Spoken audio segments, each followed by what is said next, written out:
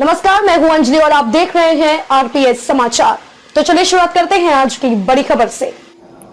2022-23 की बजट में किसको मिला फायदा, कौन रहा घाटे में, यह सब जानते हैं हम लाइव।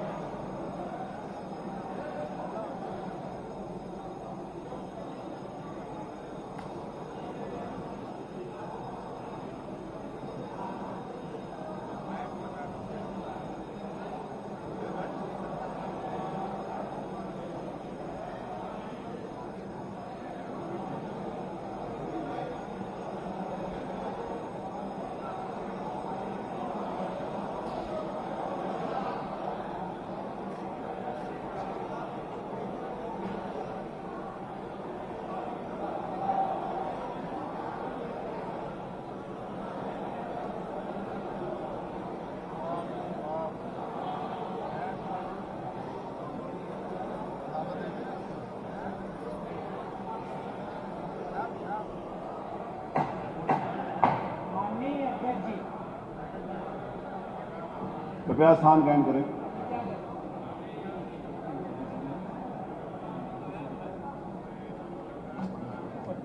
जल्दी स्थान ग्रहण करें। Well please.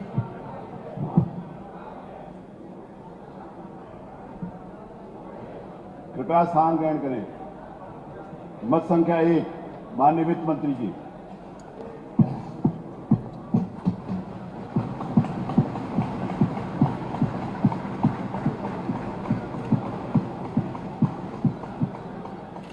माननीय अध्यक्ष जी,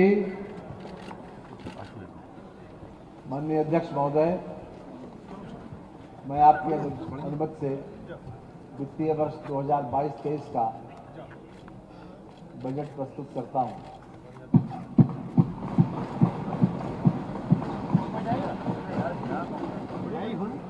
माननीय भारतीय जनता पार्टी की वर्तमान सरकार के इस वित्तीय कार्यकाल के पहले वित्तीय वर्ष 2022-23 का बजट इस सम्मानित सदन के समक्ष प्रस्तुत करते हुए मैं प्रदेश की जनता का अभिनंदन करना चाहूँगा, जिसने हमारी सरकार के पिछले कार्यकाल में किए गए जन कल्याण और विकासोन्मुखी कार्य को देखते हुए जाति, धर्म और समुदाय के समीकरण को नकार कर उत्तर प्रदेश की विकास यात्रा को बनाए रखने के लिए भारतीय जनता पार्टी में विश्वास कायम रखते हुए हमें पुनः सेवा का अवसर प्रदान किया है।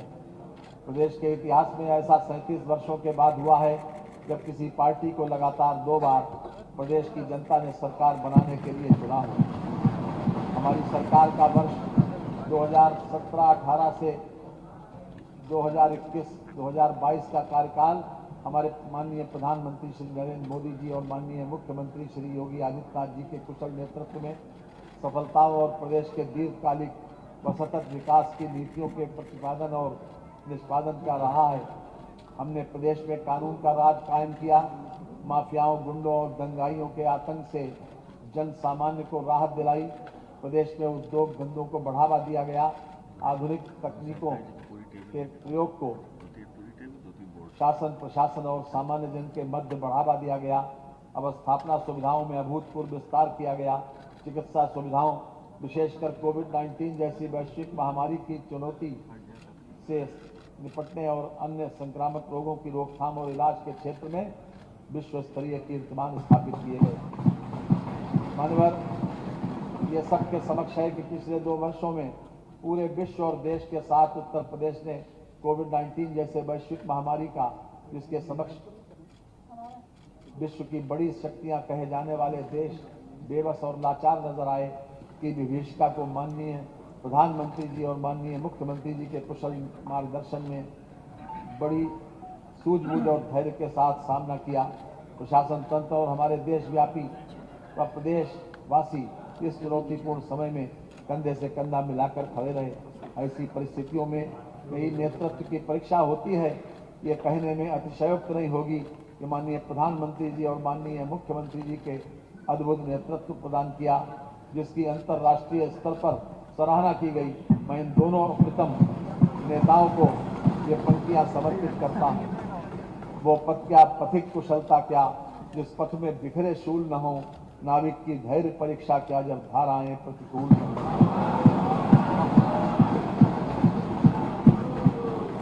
मान्यवर, हमारी सरकार ने पिछले कार्यकाल के पहले वर्ष में प्रदेश के 86 लाख लघु और सीमांत किसानों के फसली ऋण को मोचन कराया गया। गन्ना मूल्य भुगतान में प्रदेश देश में प्रथम स्थान पर है। हमारी सरकार द्वारा पेराई सत्र 17-18 से 2021-22 तक के सापेक्ष 16 मई 2022 तक 1,72,745 करोड़ रुपए के गन्ना मूल्य का भुगतान कराया, जो एक कीर्तिमान है, जिसमें पूर्व वर्षों की 10,662 करोड़ रुपए की धनराशि भी शामिल है। ये धनराशि वर्ष 2012 से 2017 के मध्य हुए गन्ना मूल्य भुगतान से 77,500 करोड़ रुपए अधिक है। प्रधानमंत्री किसान सम्मान निधि से 2.55 करोड़ किसानों को 6,000 रुपए वार्षिक आर्थिक सहायता दिलाकर उत्तर प्रदेश में प्रथम स्थान पर है। हमने इन्वेस्टर समिट 2018 का आयोजन कराया, जिसमें प्राप्त 4.68 लाख करोड़ रुपए तक के निवेश प्रस्तावों में से लगभग 3 लाख करोड़ रुपए के निवेश प्रस्तावों का कार्यान्वयन विभिन्न चरणों में है। इन निवेशों से 5 लाख से अधिक रोजगार के अवसर सृजित हो रहे हैं। आगामी 3 जून को इन्वेस्टर समिट की तीसरी ग्राउंड ब्रेकिंग सेरेमनी में 75,000 करोड़ रुपए से अधिक के निवेश प्रस्तावों को धरातल पर उतारा जाएगा। कोविड कालखंड में औद्योगिक निवेश की गति को बनाए रखने हेतु विशेष हेल्प डेस्क संचालित किया गया। राज्य सरकार एक्सप्रेसवे, जल मार्ग, हवाई अड्डों तथा अन्य मल्टी मॉडल परियोजनाओं के माध्यम से विश्व स्तरीय बुनियादी ढांचे तथा निर्बाध कनेक्टिविटी के विकास को सुनिश्चित करते हुए त्वरित अवस्थापना विकास को बढ़ावा दे रही है। उत्तर प्रदेश 5 एक्सप्रेसवे वाला देश का पहला प्रदेश बन गया है। लखनऊ एवं वाराणसी में वर्तमान अंतर्राष्ट्रीय हवाई अड्डों तथा कुशीनगर में नवीन अंतर्राष्ट्रीय हवाई अड्डे के साथ ही जेवर में नोएडा ग्रीन फील्ड अंतर्राष्ट्रीय हवाई अड्डा और अयोध्या में मर्यादा पुरुषोत्तम श्री राम अंतर्राष्ट्रीय हवाई अड्डे के साथ उत्तर प्रदेश शीघ्र ही 5 अंतर्राष्ट्रीय एयरपोर्ट वाला देश का पहला प्रदेश बन जाएगा। विभिन्न औद्योगिक परियोजनाओं जैसे medical device park, drug park, Dhanvantari health park, Amritsar Kolkata industrial corridor, IIT, GNL greater Noida, film city की स्थापना, mega food park, trans Ganga city, plastic city, garment park, logistics hub, apparel park, toy park, हस्तलिप पार्क, प्लेटेड फैक्ट्रियां आदि के संबंध में द्रुत गति से कार्रवाई प्रचलित है। प्रदेश के सभी जनपदों के उत्पादों एवं पारंपरिक शिल्पों के समग्र विकास हेतु संचालित जनपद एक उत्पादा प्रभावी क्रियान्वयन से प्रदेश से होने वाला निर्यात 88,000 करोड़ रुपए से बढ़कर 1.56 लाख करोड़ रुपए हो गया है। यह हर्ष का विषय है कि उत्तर प्रदेश एक उत्कृष्ट निवेश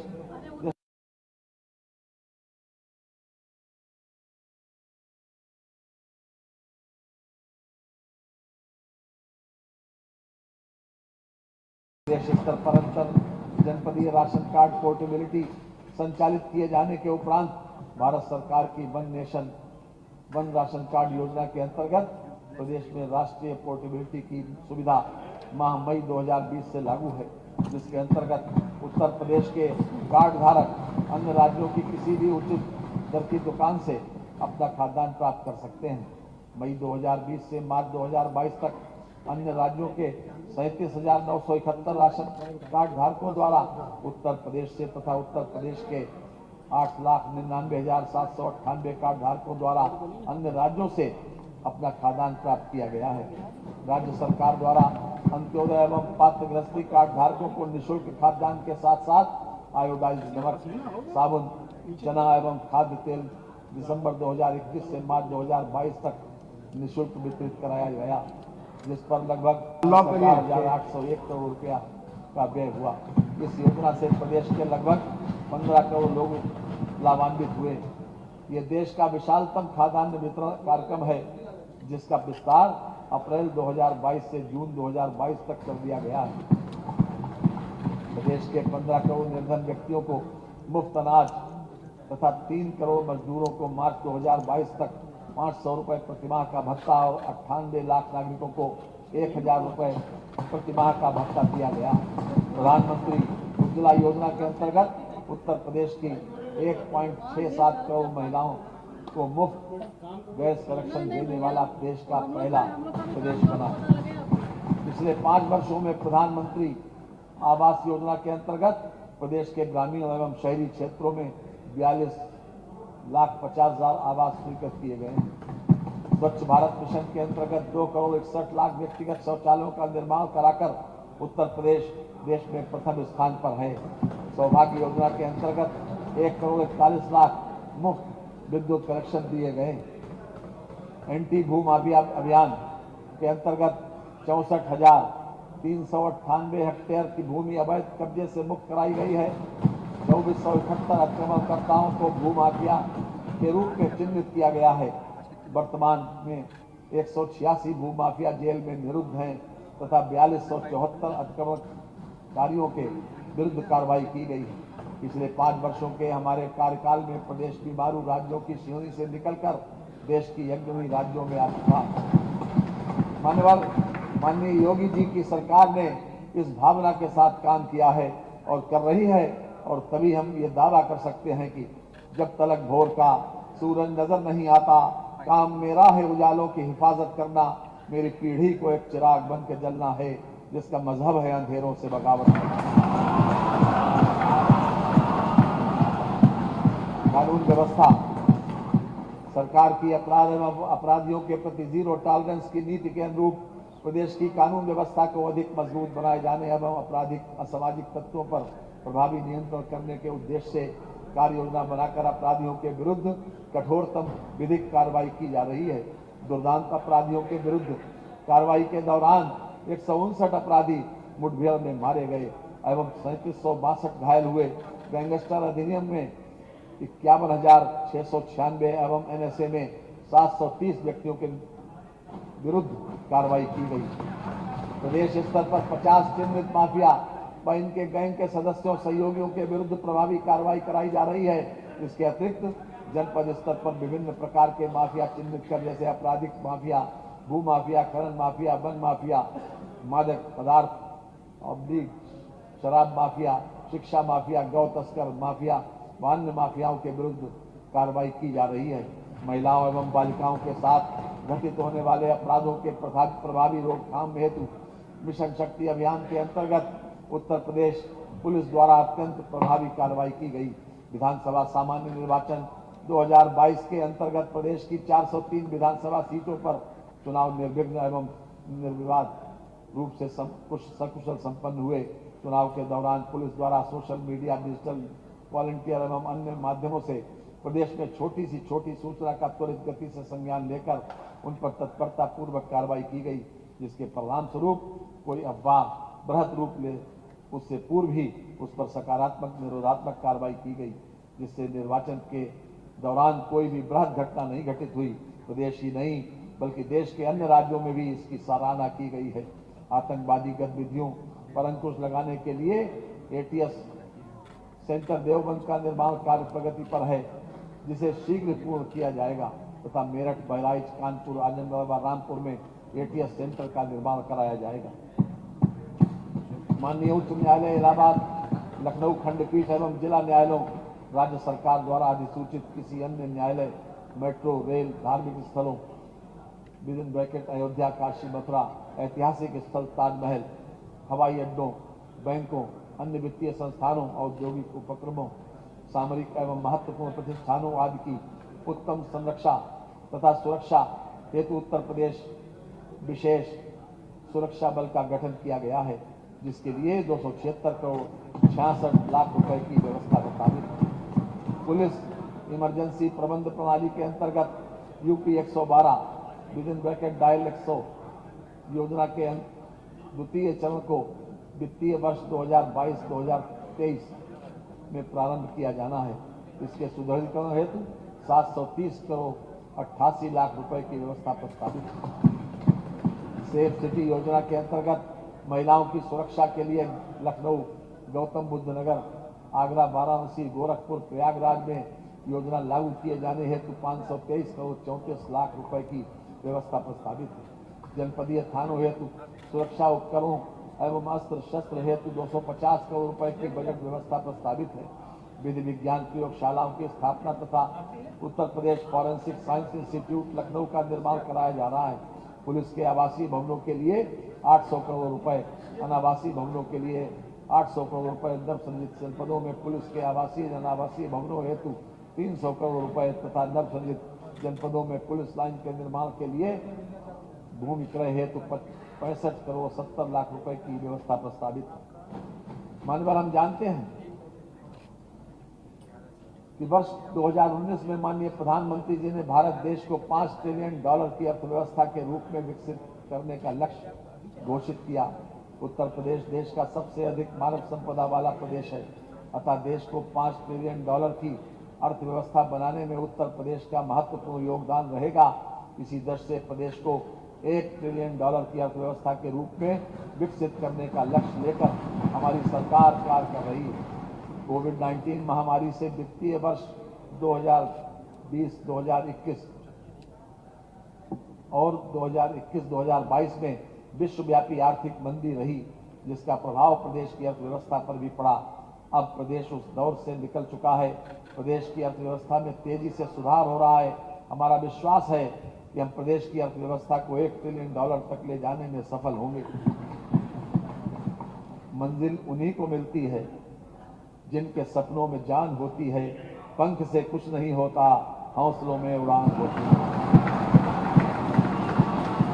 किसान, हमारी सरकार द्वारा पेराई सत्र 2017-2018 से 2021-2022 तक के सापेक्ष दिनांक 16 मई 2022 तक गन्ना किसानों के 1,72,745 करोड़ रुपए का रिकॉर्ड गन्ना मूल्य भुगतान कराया गया, जो इसके पूर्व के 5 वर्षों के सम्मिलित गन्ना मूल्य भुगतान 95,215 करोड़ रुपए से 77,530 करोड़ रुपए अधिक है। प्रदेश में प्रधानमंत्री किसान सम्मान निधि योजना माह दिसंबर 2018 से संचालित है। योजना के अंतर्गत 2.55 करोड़ कृषकों के बैंक खातों में डीबीटी के माध्यम से 42,565 करोड़ रुपए हस्तांतरित किए गए हैं। मुख्यमंत्री कृषक दुर्घटना कल्याण योजना दिनांक 14 सितंबर 2019 से लागू की गई है। इस योजना के अंतर्गत कृषक की परिभाषा का विस्तार करते हुए खतौनी में दर्ज खातेदार, सह खातेदार के साथ साथ उनके परिवार के ऐसे कमाऊ सदस्य जिनकी आजीविका का मुख्य स्रोत खातेदार, सह खातेदार के नाम दर्ज भूमि से होने वाली कृषि आय है तथा ऐसे भूमिहीन व्यक्ति जो पट्टे से प्राप्त भूमि पर अथवा बटाई पर कृषि कार्य करते हैं को भी सम्मिलित किया गया है। योजना के अंतर्गत दुर्घटनावश मृत्यु / दिव्यांगता की दशा में अधिकतम 5 लाख रुपए दिए जाने का प्रावधान है। वित्तीय वर्ष 2022-2023 के बजट में इस योजना हेतु 650 करोड़ रुपए की व्यवस्था प्रस्तावित है। कृषकों को सिंचाई हेतु डीजल / विद्युत के स्थान पर वैकल्पिक ऊर्जा प्रबंधन के अंतर्गत प्रधानमंत्री किसान ऊर्जा सुरक्षा एवं उत्थान महाअभियान योजना के अंतर्गत कृषकों के क्षेत्रों पर सोलर पंपों की स्थापना कराई जा रही है। वित्तीय वर्ष 2022-2023 में 15,000 सोलर पंपों की स्थापना कराई जाएगी।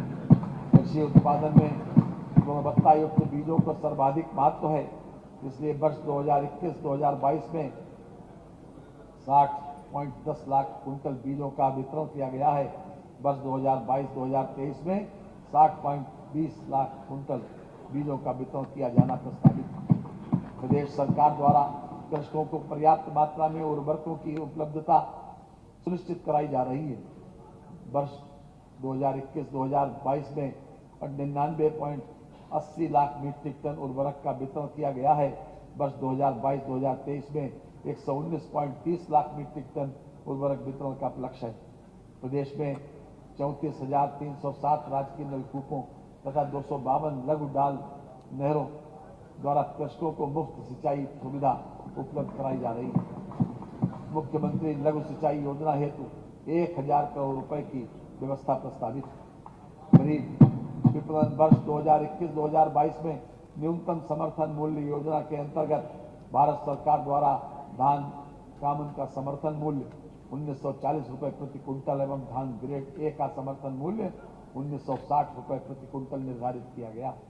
खरीफ वर्ष 2021-2022 में 4656 स्थापित क्रय केंद्रों के माध्यम से 11 लाख से अधिक किसानों से 65,53,000 मीट्रिक टन धान की खरीद की गई, जिसके सापेक्ष किसानों के खातों में ई पेमेंट के माध्यम से 12,485 करोड़ रुपए का सीधे भुगतान किया जा चुका है। रबी विपणन वर्ष 2022-2023 में भारत सरकार द्वारा गेहूं का न्यूनतम समर्थन मूल्य 2015 रुपए प्रति कुंटल निर्धारित किया गया। प्रदेश में गेहूं क्रय अवधि दिनांक 1 अप्रैल 2022 से 15 जून 2022 तक निर्धारित है। किसानों को न्यूनतम समर्थन मूल्य का लाभ दिलाने हेतु प्रदेश में 5608 क्रय केंद्र स्थापित कर दिनांक 25 अप्रैल 2022 तक लगभग 94,000 मीट्रिक टन गेहूं का क्रय किया गया। वर्ष 2020-21 में रुपए 7,085 करोड़ 59 लाख का अल्पकालिक ऋण प्रदेश के किसानों को वितरित किया जा चुका है, जिससे 17.99 लाख किसान लाभान्वित हुए। वर्ष 2021-22 में लगभग रुपए 7,543 करोड़ रुपए 81 लाख ऋण का वितरण किया जा चुका है, जिससे 18.61 लाख किसान लाभान्वित हुए हैं। महिला प्रदेश में महिलाओं एवं बालिकाओं की सुरक्षा सुदृढ़ बनाए रखने के उद्देश्य से प्रदेश के सभी जनपदों के समस्त 1535 स्थानों पर महिला बीट आरक्षी नामित करते हुए महिला हेल्प डेस्क की स्थापना की गई है, जिस पर ससम्मान उनकी शिकायतों का निराकरण कराया जा रहा है। इससे महिलाओं में सुरक्षा की भावना जागृत हुई है। उनकी शिकायतों पर प्रभावी कार्रवाई तत्काल की जा रही है। प्रदेश के जनपदों में 2740 महिला पुलिस कार्मिकों को 10,370 महिला बीटों का आवंटन किया गया है। महिलाओं की अधिक से अधिक भागीदारी हेतु 3 महिला पीएससी बटालियन लखनऊ, गोरखपुर तथा बदायूं का गठन किया जा रहा है। अगस्त 2020 में गठित महिला एवं बाल सुरक्षा संगठन का क्रियान्वयन पर्यवेक्षण अपर पुलिस महानिदेशक महिला एवं बाल सुरक्षा संगठन उत्तर प्रदेश द्वारा किया जा रहा है। प्रदेश के समस्त जनपदों में जनपद स्तर पर साइबर हेल्प डेस्क की स्थापना की जा रही है। महिला सामर्थ्य योजना हेतु 72 करोड़ 50 लाख रुपए की व्यवस्था प्रस्तावित की गई। बेटी पढ़ाओ बेटी बचाओ के आह्वान में यूपीएसई 2018 की 100 टॉपर छात्राओं को लैपटॉप और 100 टॉपर SC/ST छात्राओं को लैपटॉप प्रदान किया गया। सूक्ष्म एवं लघु उद्योग क्षेत्र में मिशन शक्ति कार्यक्रम के अंतर्गत महिलाओं की सुरक्षा एवं सशक्तिकरण तथा कौशल विकास हेतु 20 करोड़ रुपए की व्यवस्था प्रस्तावित है। आंगनबाड़ी कार्यकर्तियों को बेहतर कार्य प्रदर्शन हेतु प्रेरित करने के उद्देश्य से सितंबर 2021 से 1,500 रुपए प्रतिमाह की दर से प्रोत्साहन राशि प्रदान की जा रही है। बाल कल्याण हाल के वर्षों से में उत्तर प्रदेश सरकार ने बच्चों के मुद्दों पर विशेष ध्यान दिया है। इसके परिणाम स्वरूप पिछले कुछ वर्षों में शिशु मृत्यु दर में गिरावट आई है। दस्तक कार्यक्रम इस सरकार के प्रमुख कार्यक्रमों में से एक है, जिसके परिणाम स्वरूप AES/JEE से प्रभावित सभी क्षेत्रों में बच्चों की मृत्यु में बड़ी कमी आई। Sick and newborn care units के विस्तार पर ध्यान केंद्रित करते हुए सरकार ने पिछले 5 वर्षों में प्रतिवर्ष 1 लाख से अधिक बच्चों की मृत्यु को रोका है। इसी क्रम में गति को जारी रखते हुए सरकार कुपोषण के मुद्दों को दूर करने पर भी ध्यान केंद्रित कर रही है। 203 ब्लॉक स्तरीय केंद्रों को बढ़ावा देकर कुपोषण पुनर्वास केंद्रों को जिलों से ब्लॉक तक ले जाने के लिए बजटीय प्रावधान किए जा रहे हैं। कोविड-19 संक्रमण के कारण अनाथ प्रभावित हुए बच्चों के भरण पोषण, शिक्षा, चिकित्सा आदि की व्यवस्था हेतु उत्तर प्रदेश मुख्यमंत्री बाल सेवा योजना का संचालन किया जा रहा है। योजना के अंतर्गत पात्र बच्चों को 4,000 रुपए प्रतिमाह की आर्थिक सहायता प्रदान की जाती है। कोविड-19 संक्रमण से भिन्न अन्य कारणों से अपने माता पिता अथवा दोनों अभिभावक खोने वाले बच्चों के भरण पोषण, शिक्षा, चिकित्सा आदि की व्यवस्था हेतु उत्तर प्रदेश मुख्यमंत्री बाल सेवा योजना (सामान्य) का संचालन किया जा रहा है।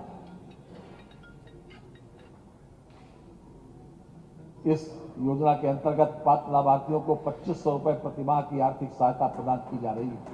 नया सवेरा कार्यक्रम का उद्देश्य हमारे समाज से बाल श्रम को पूरी तरह समाप्त करना है। जरूरतमंद परिवारों को नगद हस्तांतरण किया जा रहा है ताकि परिवार उन बच्चों की शिक्षा जारी रख सकें जिनके बाल श्रम में शामिल होने का खतरा है। कार्यक्रम के अत्यंत उत्साहजनक परिणाम आए हैं और कई ग्राम पंचायतों को बाल श्रम मुक्त घोषित किया जा रहा है। ऑपरेशन विद्यालय कायाकल्प कार्यक्रम का उल्लेख भी महत्वपूर्ण है, जिसके माध्यम से सरकारी स्कूलों में बुनियादी ढांचे को रूपांतरित किया गया है, जिसके परिणाम स्वरूप पिछले कुछ वर्षों में सरकारी स्कूलों में बच्चों के नामांकन में वृद्धि हुई है, जिसने पिछले वर्षों की गिरावट के रुझानों को उलट दिया है। युवाओं के लिए प्रदेश के शहरी एवं ग्रामीण क्षेत्रों के युवाओं को तकनीकी रूप से सक्षम बनाने के उद्देश्य से 25 दिसंबर 2021 से निःशुल्क टैबलेट स्मार्टफोन वितरण योजना प्रारंभ की गई। इस योजना के अंतर्गत अब तक लगभग 12 लाख टैबलेट स्मार्टफोन वितरण हेतु जनपदों को उपलब्ध कराए जा चुके हैं तथा वितरित किए जा रहे हैं। लोक कल्याण संकल्प पत्र 2022 में आगामी 5 वर्षों में 2 करोड़ स्मार्टफोन और टैबलेट वितरित किए जाने का लक्ष्य निर्धारित किया गया है। इस हेतु स्वामी विवेकानंद युवा सशक्तिकरण योजना के अंतर्गत वित्तीय वर्ष 2022-2023 के लिए 1500 करोड़ रुपए की व्यवस्था प्रस्तावित है। युवाओं के बीच विभिन्न क्षेत्रों में उद्यमशीलता एवं नवाचार को बढ़ावा देने के लिए नई उत्तर प्रदेश स्टार्टअप नीति 2020 के अंतर्गत 5 वर्षों में प्रत्येक जनपद में कम से कम 1 तथा कुल 100 इंक्यूबेटर्स एवं 10,000 स्टार्टअप की स्थापना का लक्ष्य है, जिसके सापेक्ष अब तक 47 इंक्यूबेटर्स कार्यरत हैं तथा 5600 से अधिक स्टार्टअप्स पंजीकृत हो चुके हैं। प्रतियोगी छात्रों को अपने घर के समीप ही कोचिंग की सुविधा उपलब्ध कराने के उद्देश्य से राज्य सरकार द्वारा सभी मंडल मुख्यालयों में मुख्यमंत्री अभ्युदय योजना का संचालन किया गया है। योजना का विस्तार प्रदेश के सभी जनपदों में किया जा रहा है। योजना हेतु 30 करोड़ रुपए की व्यवस्था प्रस्तावित है। युवा अधिवक्ताओं को कार्य के शुरुआती 3 वर्षों के लिए किताब एवं पत्रिका क्रय करने हेतु आर्थिक सहायता प्रदान किए जाने के लिए 10 करोड़ रुपए की व्यवस्था प्रस्तावित है। अंतर्राष्ट्रीय खेल प्रतियोगिताओं में उत्तर प्रदेश के मूल निवासी पदक विजेता खिलाड़ियों की सीधी भर्ती के माध्यम से राजपत्रित पदों पर नियुक्ति की व्यवस्था की गई है। जनपद वाराणसी में अंतर्राष्ट्रीय क्रिकेट स्टेडियम की स्थापना के लिए भूमि क्रय हेतु 95 करोड़ रुपए की व्यवस्था प्रस्तावित है। खेल के विकास एवं उत्कृष्ट कोटि के खिलाड़ी तैयार करने हेतु जनपद मेरठ में मेजर ध्यानचंद खेल विश्वविद्यालय का शिलान्यास दिनांक 2 जनवरी 2022 को माननीय प्रधानमंत्री जी द्वारा किया गया, जिस पर 700 करोड़ रुपए की धनराशि व्यय होगी। विश्वविद्यालय की स्थापना हेतु 50 करोड़ रुपए की व्यवस्था प्रस्तावित है। भारत सरकार की खेलो इंडिया एक जनपद एक खेल योजना के अंतर्गत प्रदेश के 75 जनपदों में खेलो इंडिया सेंटर्स की स्थापना कराए जाने की योजना है। खेल अवस्थापनाओं एवं अन्य सुविधाओं को उपलब्ध कराते हुए वित्तीय वर्ष 2021-2022 से प्रदेश में 36 अवस्थापनाओं का निर्माण किया जा रहा है तथा 6 अत्याधुनिक जिम विभिन्न जनपदों में स्थापित किए गए हैं।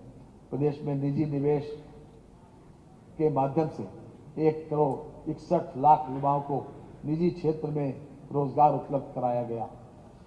60 लाख से अधिक युवाओं को स्वरोजगार से जोड़ा गया। निष्पक्ष और पारदर्शी प्रक्रिया के माध्यम से विगत 5 वर्षों में युवाओं को 4.50 लाख सरकारी नौकरियों में लिया गया। मुझे ये बताते हुए हर्ष है कि जहां जून 2016 में प्रदेश में बेरोजगारी की दर 18% थी, वहीं अप्रैल 2022 में ये दर घटकर 2.9% रह गई।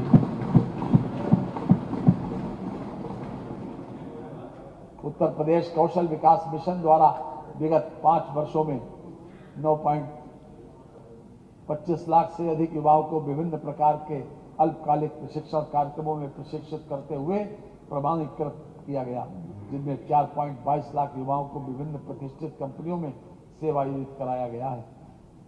सूचना प्रौद्योगिकी एवं इलेक्ट्रॉनिक्स उद्योग नीति के अंतर्गत 5 वर्षों में 40,000 करोड़ रुपए के निवेश और 4 लाख व्यक्तियों के लिए रोजगार सृजन का लक्ष्य निर्धारित किया गया है।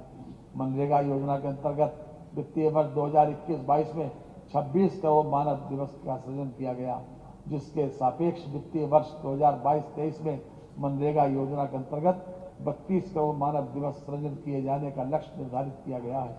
प्रदेश सरकार द्वारा अधिकाधिक सूक्ष्म, लघु एवं मध्यम उद्यमों की स्थापना हेतु प्रोत्साहनात्मक वातावरण का सृजन किया गया है, जिसके फलस्वरूप वित्तीय वर्ष 2021-2022 में लगभग 3,97,028 उद्यम पंजीकृत हुए, जिसमें 27,84,117 रोजगार का सृजन हुआ।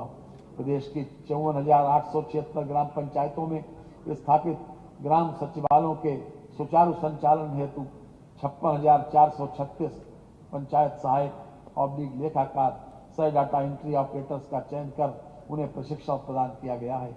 मुख्यमंत्री युवा स्वरोजगार योजना के अंतर्गत वित्तीय वर्ष 2021-2022 में 5,000 इकाइयों को स्थापित कराया गया तथा 4,187 लाभार्थियों को लाभान्वित किया गया। मुख्यमंत्री ग्रामोद्योग रोजगार योजना के अंतर्गत वर्ष 2022-2023 में 800 इकाइयों की स्थापना कराकर 16,000 लोगों को रोजगार उपलब्ध कराए जाने का लक्ष्य है। माध्यमिक शिक्षा में शिक्षक के चयन में साक्षात्कार समाप्त कर 40,402 शिक्षकों का चयन एवं 7,540 पदों का सृजन किया गया है। चिकित्सा शिक्षा के क्षेत्र में रोजगार सृजन की अपार संभावनाएं हैं। लगभग 3,000 नर्सों को राजकीय मेडिकल कॉलेजों, अस्पतालों में नियुक्ति दी गई तथा लगभग 10,000 नए पद सृजित किए गए हैं, जो आगामी वर्षों में भरे जाएंगे। सामाजिक सुरक्षा, वृद्धावस्था पेंशन योजना अंतर्गत प्रत्येक लाभार्थी की पेंशन की राशि को बढ़ाकर 1,000 रुपये प्रतिमाह की दर से लगभग 56 लाख वृद्धजन को पेंशन प्रदान की जा रही है। योजना हेतु 7,053 करोड़ 56 लाख रुपए की व्यवस्था प्रस्तावित है। निराश्रित महिला पेंशन योजना अंतर्गत पात्र लाभार्थियों को देय पेंशन की धनराशि 500 रुपये प्रतिमाह को बढ़ाकर 1,000 रुपये प्रतिमाह कर दिया गया है। वित्तीय वर्ष 2021-22 में इस योजना के अंतर्गत 31 लाख महिलाओं को लाभान्वित किया गया। वित्तीय वर्ष 2022-2023 के बजट में इस योजना हेतु 4,032 करोड़ रुपए की व्यवस्था प्रस्तावित है। मुख्यमंत्री सामूहिक विवाह योजना हेतु 600 करोड़ रुपए की व्यवस्था प्रस्तावित है। दिव्यांग भरण पोषण अनुदान की धनराशि जो वर्ष 2017 के पूर्व मात्र 300 रुपये प्रतिमाह प्रति व्यक्ति थी, को बढ़ाकर 1,000 रुपये प्रतिमाह कर दिया गया। प्रदेश के 11 लाख से अधिक दिव्यांगजन इससे लाभान्वित हो रहे हैं। वित्तीय वर्ष 2022-2023 के बजट में योजना हेतु 1,000 करोड़ रुपए की व्यवस्था प्रस्तावित है। कुष्ठावस्था विकलांग भरण पोषण योजना के अंतर्गत 3,000 रुपये प्रतिमाह की दर से 34 करोड़ 50 लाख रुपए की व्यवस्था प्रस्तावित। मैनुअल स्कैवेंजर मृत्यु क्षतिपूर्ति योजना हेतु 1 करोड़ 50 लाख रुपए की व्यवस्था प्रस्तावित है। बुजुर्ग पुजारियों, संतों एवं पुरोहितों के समग्र कल्याण की योजनाओं के क्रियान्वयन हेतु बोर्ड के गठन हेतु 1 करोड़ रुपए की व्यवस्था प्रस्तावित है। श्रमिक एवं स्ट्रीट वेंडर, पंजीकृत निर्माण श्रमिकों के बच्चों एवं अनाथ बच्चों को कक्षा 6 से 12 तक गुणवत्तापूर्ण निःशुल्क आवासीय शिक्षा प्रदान किए जाने हेतु प्रदेश के 18 मंडलों में प्रत्येक मंडल में एक अटल आवासीय विद्यालयों की स्थापना कराई जा रही है। इस हेतु 300 करोड़ रुपए की व्यवस्था प्रस्तावित है। कामगारों और श्रमिकों को सामाजिक एवं आर्थिक सुरक्षा तथा उनके सर्वांगीण विकास के उद्देश्य को सुनियोजित ढंग से प्राप्त किए जाने हेतु उत्तर प्रदेश कामगार और श्रमिक विदिन ब्रैकेट सेवा योजना और रोजगार विदिन ब्रैकेट बंद आयोग का गठन किया गया है। शहरी स्ट्रीट वेंडर्स को आत्मनिर्भर बनाने हेतु प्रधानमंत्री स्ट्रीट वेंडर्स आत्मनिर्भर निधि योजना के अंतर्गत 8 लाख से अधिक स्ट्रीट वेंडर्स को वितरित कर उत्तर प्रदेश देश में प्रथम स्थान पर। प्रदेश के 10 शहरों में 19 मॉडल स्ट्रीट वेंडिंग जोन्स का विकास किया जा रहा है। शहरी बेघरों के लिए आश्रय योजना के अंतर्गत 130 शेल्टर होम क्रियाशील किए जा चुके हैं। माननीय प्रधानमंत्री जी ने देश को आत्मनिर्भर भारत का मंत्र दिया है।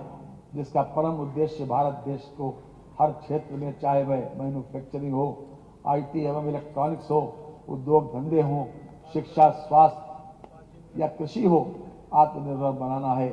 इसी के तहत योगी सरकार के उत्तर प्रदेश को आत्मनिर्भर प्रदेश के रूप में विकसित किए जाने का विजन दिया। हम इस दिशा में दृढ़ इच्छा शक्ति और ऊर्जा के साथ आगे बढ़ रहे हैं। आत्मनिर्भरता एक स्वस्थ, विकसित और सशक्त समाज का प्रधान लक्ष्य है। यहाँ पर मुझे दो पंक्तियां याद आ रही हैं, माजिद देवबंदी की दो पंक्तियां आई हैं। गैर परों से उड़ सकते हैं हद के हद दीवारों तक, और अंबर तक तो वही उड़ेंगे जिनके अपने पर होंगे।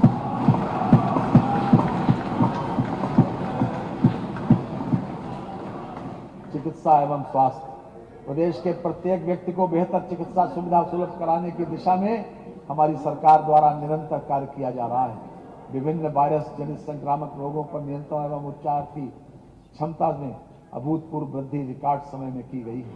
राष्ट्रीय ग्रामीण स्वास्थ्य मिशन हेतु 10,547 करोड़ 42 लाख रुपए की व्यवस्था प्रस्तावित।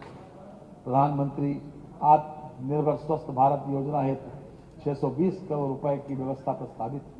आयुष्मान भारत योजना के अंतर्गत 2949 चिकित्सालयों को आबद्ध किया गया है।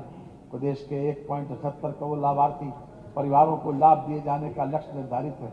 अब तक 1.84 करोड़ व्यक्तियों को आयुष्मान कार्ड वितरित किए जा चुके हैं। योजना हेतु 560 करोड़ रुपए की व्यवस्था प्रस्तावित। आयुष्मान भारत मुख्यमंत्री जन आरोग्य योजना हेतु 250 करोड़ रुपए की व्यवस्था प्रस्तावित है। प्रधानमंत्री मातृत्व वंदना योजना हेतु 320 करोड़ 7 लाख रुपए की व्यवस्था प्रस्तावित है। 15वें वित्त आयोग की संस्तुतियों के अधीन विभिन्न योजनाओं हेतु 2908 करोड़ रुपए की व्यवस्था प्रस्तावित है।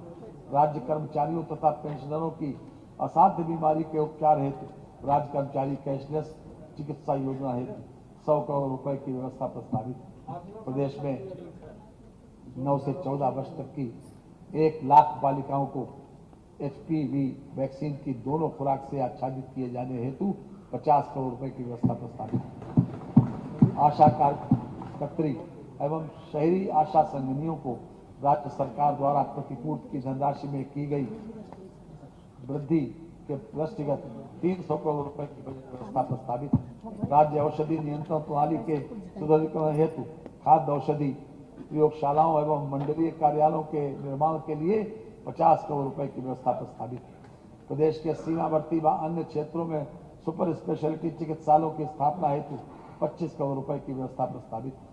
चिकित्सा शिक्षा, प्रदेश में उच्च कोटि की गुणवत्तापूर्ण एवं विशेषज्ञ चिकित्सा सुविधा का विकास किए जाने की दिशा में हमारी सरकार द्वारा उल्लेखनीय प्रगति की गई।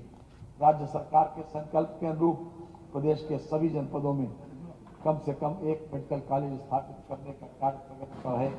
वर्तमान में प्रदेश में 65 मेडिकल कॉलेज संचालित हैं, जिनमें 35 राज्य सरकार द्वारा एवं 30 निजी क्षेत्र की द्वारा संचालित हैं। वर्तमान में 45 जनपद मेडिकल कॉलेज की सुविधा से आच्छादित है व 14 जनपदों में राज्य सरकार और केंद्र सरकार द्वारा वित्त पोषित मेडिकल कॉलेज निर्माणाधीन है। इसके अतिरिक्त प्रदेश में 2 एम्स गोरखपुर व रायबरेली, IMS, BHU वाराणसी तथा जवाहरलाल नेहरू मेडिकल कॉलेज अलीगढ़ संचालित है। प्रदेश के 16 असेवित जनपदों में मेडिकल कॉलेजों की स्थापना हेतु राज्य सरकार द्वारा PPP नीति घोषित की गई है, जिसमें निजी निवेश के माध्यम से मेडिकल कॉलेज स्थापित किए जाएंगे। लोक कल्याण संकल्प पत्र 2022 के अनुरूप MBBS एवं PG पाठ्यक्रमों में सीटों में वृद्धि हेतु 500 करोड़ रुपए की व्यवस्था प्रस्तावित है। स्वशासी राज्य चिकित्सा महाविद्यालयों के संचालन हेतु 50 करोड़ रुपए की व्यवस्था प्रस्तावित है। नर्सिंग कॉलेज की स्थापना हेतु 25 करोड़ रुपए की व्यवस्था प्रस्तावित है। माननीय अटल बिहारी वाजपेयी चिकित्सा विश्वविद्यालय लखनऊ की स्थापना हेतु 100 करोड़ 45 लाख रुपए की व्यवस्था प्रस्तावित है। प्रदेश के 14 जनपदों बिजनौर, कुशीनगर, सुल्तानपुर, गोंडा, ललितपुर, लखीमपुर खीरी, चंदौली, बुलंदशहर, सोनभद्र, पीलीभीत, औरैया, कानपुर देहात, कौशाम्बी तथा अमेठी में निर्माणाधीन नए मेडिकल कॉलेजों के लिए 2100 करोड़ रुपए की व्यवस्था। पंडित दीनदयाल उपाध्याय राज्य कर्मचारी कैशलेस चिकित्सा योजना हेतु 50 करोड़ रुपए की व्यवस्था प्रस्तावित है। प्रदेश की निर्धन आबादी को असाध्य रोगों की चिकित्सा सुविधा मुहैया कराए जाने हेतु 100 करोड़ रुपए की व्यवस्था प्रस्तावित है। आयुष गोरखपुर में आयुष विश्वविद्यालय की स्थापना हेतु 113 करोड़ 52 लाख रुपए की व्यवस्था प्रस्तावित है। अवस्थापना एवं औद्योगिक विकास राज्य सरकार ने आगामी 10 वर्षों में 10 लाख करोड़ रुपए के अभूतपूर्व स्तर पर निवेश आकर्षित करने की योजना बनाई है। फास्ट ट्रैक प्रोजेक्ट प्लानिंग के लिए पीएम गति शक्ति नेशनल मास्टर प्लान तथा संभावित बिजनेस पार्टनर्स के लिए उच्च गुणवत्ता की औद्योगिक अवस्थापना सुविधाएं के विकास हेतु अटल इंडस्ट्रियल इंफ्रास्ट्रक्चर मिशन का कार्यान्वयन किया जाएगा, जिसके प्रथम चरण हेतु 100 करोड़ रुपए की व्यवस्था प्रस्तावित है। प्रधानमंत्री गति शक्ति योजना के अंतर्गत मल्टी मॉडल कनेक्टिविटी परियोजनाओं हेतु 897 करोड़ रुपए की व्यवस्था प्रस्तावित है। ऑप्टिकल फाइबर केबल नेटवर्क पर पूंजीगत परियोजनाओं हेतु 300 करोड़ रुपए की व्यवस्था प्रस्तावित है। प्रदेश में डिजिटाइजेशन को बढ़ावा देने वाली पूंजीगत परियोजनाओं हेतु 200 करोड़ रुपए की व्यवस्था प्रस्तावित है। राज्य सरकार के अधीन सार्वजनिक क्षेत्र की बंदपली वस्त्रोद्योग इकाइयों के विनिवेश से प्राप्त होने वाली धनराशि से पूंजीगत परियोजनाओं के निर्माण की कार्ययोजना बनाई गई है।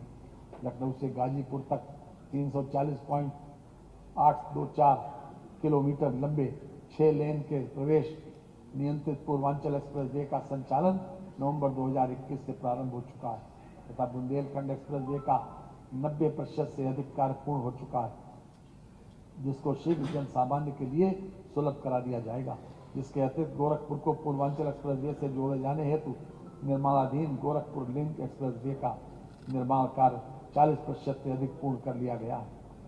बुंदेलखंड एक्सप्रेस वे के साथ डिफेंस कॉरिडोर परियोजना अंतर्गत 8,640 करोड़ रुपए के 62 MOU पर हस्ताक्षर किए गए हैं। लोक कल्याण संकल्प पत्र 2022 की भावना के अनुसार राज्य सरकार द्वारा राज्य के सभी ग्रीनफील्ड एक्सप्रेस वेज के किनारे इंडस्ट्रियल कॉरिडोर विकसित करने का निर्णय लिया गया है तथा इसके लिए प्रथम चरण में 500 करोड़ रुपए की व्यवस्था प्रस्तावित है। मेरठ से प्रयागराज तक 594 किलोमीटर लंबी 6 लेन गंगा एक्सप्रेस वे परियोजना हेतु भू विक्रय का कार्य पूर्ण हो गया है तथा निर्माण कार्य प्रक्रियाधीन है, जिसके लिए 695 करोड़ 34 लाख रुपए की व्यवस्था प्रस्तावित है। इस एक्सप्रेस वे में शाहजहांपुर में एक्सप्रेस वे पर वायुसेना के विमानों की आपातकालीन लैंडिंग के लिए हवाई पट्टी की व्यवस्था है। लोक निर्माण सड़कों और सेतुओं के निर्माण हेतु रुपए 18,561 करोड़ रुपए की व्यवस्था प्रस्तावित है। विशेष क्षेत्र कार्यक्रम के अंतर्गत पूर्वांचल एवं बुंदेलखंड की योजनाओं हेतु 700 करोड़ रुपए की व्यवस्था प्रस्तावित है। सड़कों और सेतुओं के अनुरक्षण हेतु 4,747 करोड़ रुपए की बजट व्यवस्था प्रस्तावित है। ग्रामों एवं बसाहतों को सर्व ऋतु संपर्क मार्गों से जोड़ने हेतु विभिन्न योजनाओं के लिए 1,965 करोड़ रुपए की व्यवस्था प्रस्तावित है। शहरों एवं कस्बों में वाहनों की संख्या में उत्तरोत्तर वृद्धि के फलस्वरूप यातायात बाधित होने, ट्रैफिक जाम की समस्या के समाधान के लिए शहरों के बाईपास एवं रिंग रोड तथा चौराहों पर फ्लाईओवर आदि के निर्माण हेतु 2022-2023 के लिए 600 करोड़ रुपए काशी विश्वनाथ ज्योतिर्लिंग दर्शन एवं गंगा आरती दर्शन की सुगमता हेतु गंगा घाट के विपरीत दिशा में राजघाट पुल से रामनगर तक 4 लेन में मॉडल सड़क के निर्माण कार्य हेतु 500 करोड़ रुपए व्यवस्था। रेलवे उपरगामी सेतुओं के निर्माण हेतु 1250 करोड़ रुपए की व्यवस्था प्रस्तावित है। प्रमुख अन्य जिला मार्ग चौड़ीकरण, सुदृढ़ीकरण तथा नए कार्यों हेतु 2600 करोड़ रुपए की व्यवस्था प्रस्तावित है। राज्य राजमार्ग के चौड़ीकरण, सुदृढ़ीकरण तथा नए कार्यों हेतु 1600 करोड़ रुपए की व्यवस्था प्रस्तावित है। राज्य सड़क निधि राज्यांश मद में 2000 करोड़ एवं पूंजी मद में 1750 करोड़ अर्थात कुल 3750 करोड़ रुपए की व्यवस्था प्रस्तावित है। सिंचाई एवं जल संसाधन हमारी सरकार द्वारा विगत 5 वर्षों में 20 परियोजनाएं पूर्ण की जा चुकी हैं। इन परियोजनाओं के पूर्ण होने से 21.42 लाख हेक्टेयर अतिरिक्त सिंचन क्षमता सृजित हुई, जिससे प्रदेश के 44.72 लाख कृषक लाभान्वित हुए। वित्तीय वर्ष 2022-2023 में बाढ़ नियंत्रण एवं जल निकास हेतु 2751 करोड़ रुपए का बजट प्रस्तावित किया गया है। तटबंधों का निर्माण, उच्चीकरण, सुदृढ़ीकरण की परियोजनाओं को हेतु 356 करोड़ का बजट प्रस्तावित किया गया है। नदी में सुधार एवं कटाव निरोधक योजनाओं हेतु 1328 करोड़ रुपए का बजट प्रावधान किया गया है। जल निकास नाबार्ड पोषित की परियोजनाओं हेतु 144 करोड़ रुपए का बजट प्रस्तावित किया गया है। वित्तीय वर्ष 2022-2023 में नहरों एवं सरकारी नलकूपों से किसानों को मुफ्त पानी की सुविधा हेतु 800 करोड़ रुपए का बजट प्रावधान किया गया है। LTIF योजना अंतर्गत वित्तीय वर्ष 2022-23 में मध्य गंगा नहर परियोजना हेतु 600 करोड़ रुपए, सरयू नहर परियोजना हेतु 310 करोड़ रुपए तथा अर्जुन सहायक परियोजना हेतु 20 करोड़ रुपए का बजट प्रावधान किया गया है। 2100 नवीन राजकीय नलकूपों के निर्माण की परियोजना नाबार्ड पोषित विदिन ब्रैकेट हेतु 423 करोड़ रुपए एवं 6600 राजकीय नलकूपों के आधुनिकीकरण की परियोजना नाबार्ड पोषित हेतु 150 करोड़ रुपए का बजट प्रस्तावित किया गया है। 569 असफल राजकीय नलकूपों के पुनर्निर्माण की परियोजना हेतु 130 करोड़ रुपए का बजट प्रस्तावित किया गया है। नमामि गंगे एवं ग्रामीण जलापूर्ति वर्ष 2021-2022 के बजट में जल जीवन मिशन के अंतर्गत 15,000 करोड़ रुपए का बजट प्रावधान था, जिसके सापेक्ष वित्तीय वर्ष 2022-2023 के बजट में 19,500 करोड़ रुपए की व्यवस्था प्रस्तावित है। मुख्यमंत्री लघु सिंचाई योजना हेतु 1,000 करोड़ रुपए का बजट प्रावधान प्रस्तावित किया गया है। मुख्यमंत्री आरओ पेयजल योजना के अंतर्गत प्रदेश के JEI/AES प्रभावित बस्ती एवं गोरखपुर मंडल तथा बुंदेलखंड क्षेत्र के बांदा एवं चित्रकूट मंडल के जनपदों के सरकारी प्राथमिक एवं सरकारी उच्च प्राथमिक विद्यालयों में अल्ट्रा फिल्ट्रेशन तकनीक पर आधारित जल शोधन संयंत्र के माध्यम से शुद्ध पेयजल उपलब्ध कराए जाने हेतु सरकार द्वारा ये योजना प्रारंभ की गई है। योजना अंतर्गत कुल 14 जनपदों में 28,041 विद्यालयों में अल्ट्रा फिल्ट्रेशन तकनीक पर आधारित जल शोधन संयंत्र स्थापित कराए जाने का लक्ष्य। नागरिक उड्डयन, प्रदेश में हवाई कनेक्टिविटी को बढ़ावा देने के लिए प्रदेश सरकार द्वारा निरंतर प्रयास किए जा रहे हैं। इस उद्देश्य की पूर्ति भारत सरकार की रीजनल कनेक्टिविटी स्कीम के माध्यम से की जा रही है। राज्य सरकार द्वारा उत्तर प्रदेश नागर विमान प्रोत्साहन नीति प्रख्यापित की गई है, जिसमें रीजनल कनेक्टिविटी स्कीम के साथ साथ अन्य उड़ानों के लिए भी प्रोत्साहन प्रदान किए जाने की व्यवस्था की गई है। आने वाले कुछ समय में आमजन को अलीगढ़, आजमगढ़, श्रावस्ती, मुरादाबाद, चित्रकूट, झांसी, ललितपुर, सोनभद्र, सहारनपुर, मेरठ, कुशीनगर एवं अयोध्या एयरपोर्ट से हवाई सेवा की सुविधा उपलब्ध होगी। लोक कल्याण संकल्प पत्र 2022 के अनुरूप जेवर एयरपोर्ट को एक एविएशन इनोवेशन एवं रिसर्च सेंटर के साथ रखरखाव और ऑपरेशन हब के रूप में विकसित करने तथा अयोध्या में मर्यादा पुरुषोत्तम श्री राम हवाई अड्डे का निर्माण पूर्ण करने की दिशा में प्रदेश सरकार अग्रसर है। ऊर्जा एवं अतिरिक्त ऊर्जा वर्तमान में जिला मुख्यालय पर 24 घंटे, तहसील मुख्यालय पर 21.30 घंटे तथा गांव में 18 घंटे बिजली दिए जाने का रोस्टर निर्धारित है।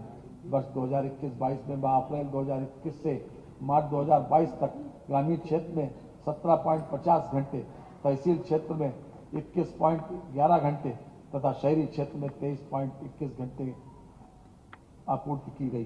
ग्रीष्मकाल में ग्रामीण क्षेत्र में सायंकाल 7 बजे से प्रातः 6 बजे तक निर्बाध विद्युत आपूर्ति सुनिश्चित की जाएगी, जिसके लिए 1,000 करोड़ रुपए की व्यवस्था प्रस्तावित है। प्रधानमंत्री सहज बिजली घर हर घर योजना सौभाग्य के तहत गरीब परिवारों को निःशुल्क और अन्य ग्रामीण परिवारों को 50 रुपए की 10 मासिक किस्तों में बिजली कनेक्शन देने की सुविधा दी गई। वर्ष 2019-20 में विद्युत उत्पादन 33,079 मिलियन यूनिट, वर्ष 2020-21 में विद्युत उत्पादन 33,425 मिलियन यूनिट तथा वर्ष 2021-22 में विद्युत उत्पादन 35,021 मिलियन यूनिट रहा।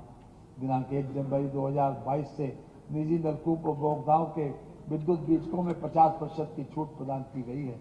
प्रदेश में स्थापित होने वाली तापीय उत्पादन परियोजनाओं तथा घाटमपुर ओबरा सी व जवाहरपुर से ऊर्जा निकासी हेतु लगभग 6100 करोड़ रुपए की पारेषण परियोजनाओं का निर्माण पीपीपी पद्धति से कराया जा रहा है।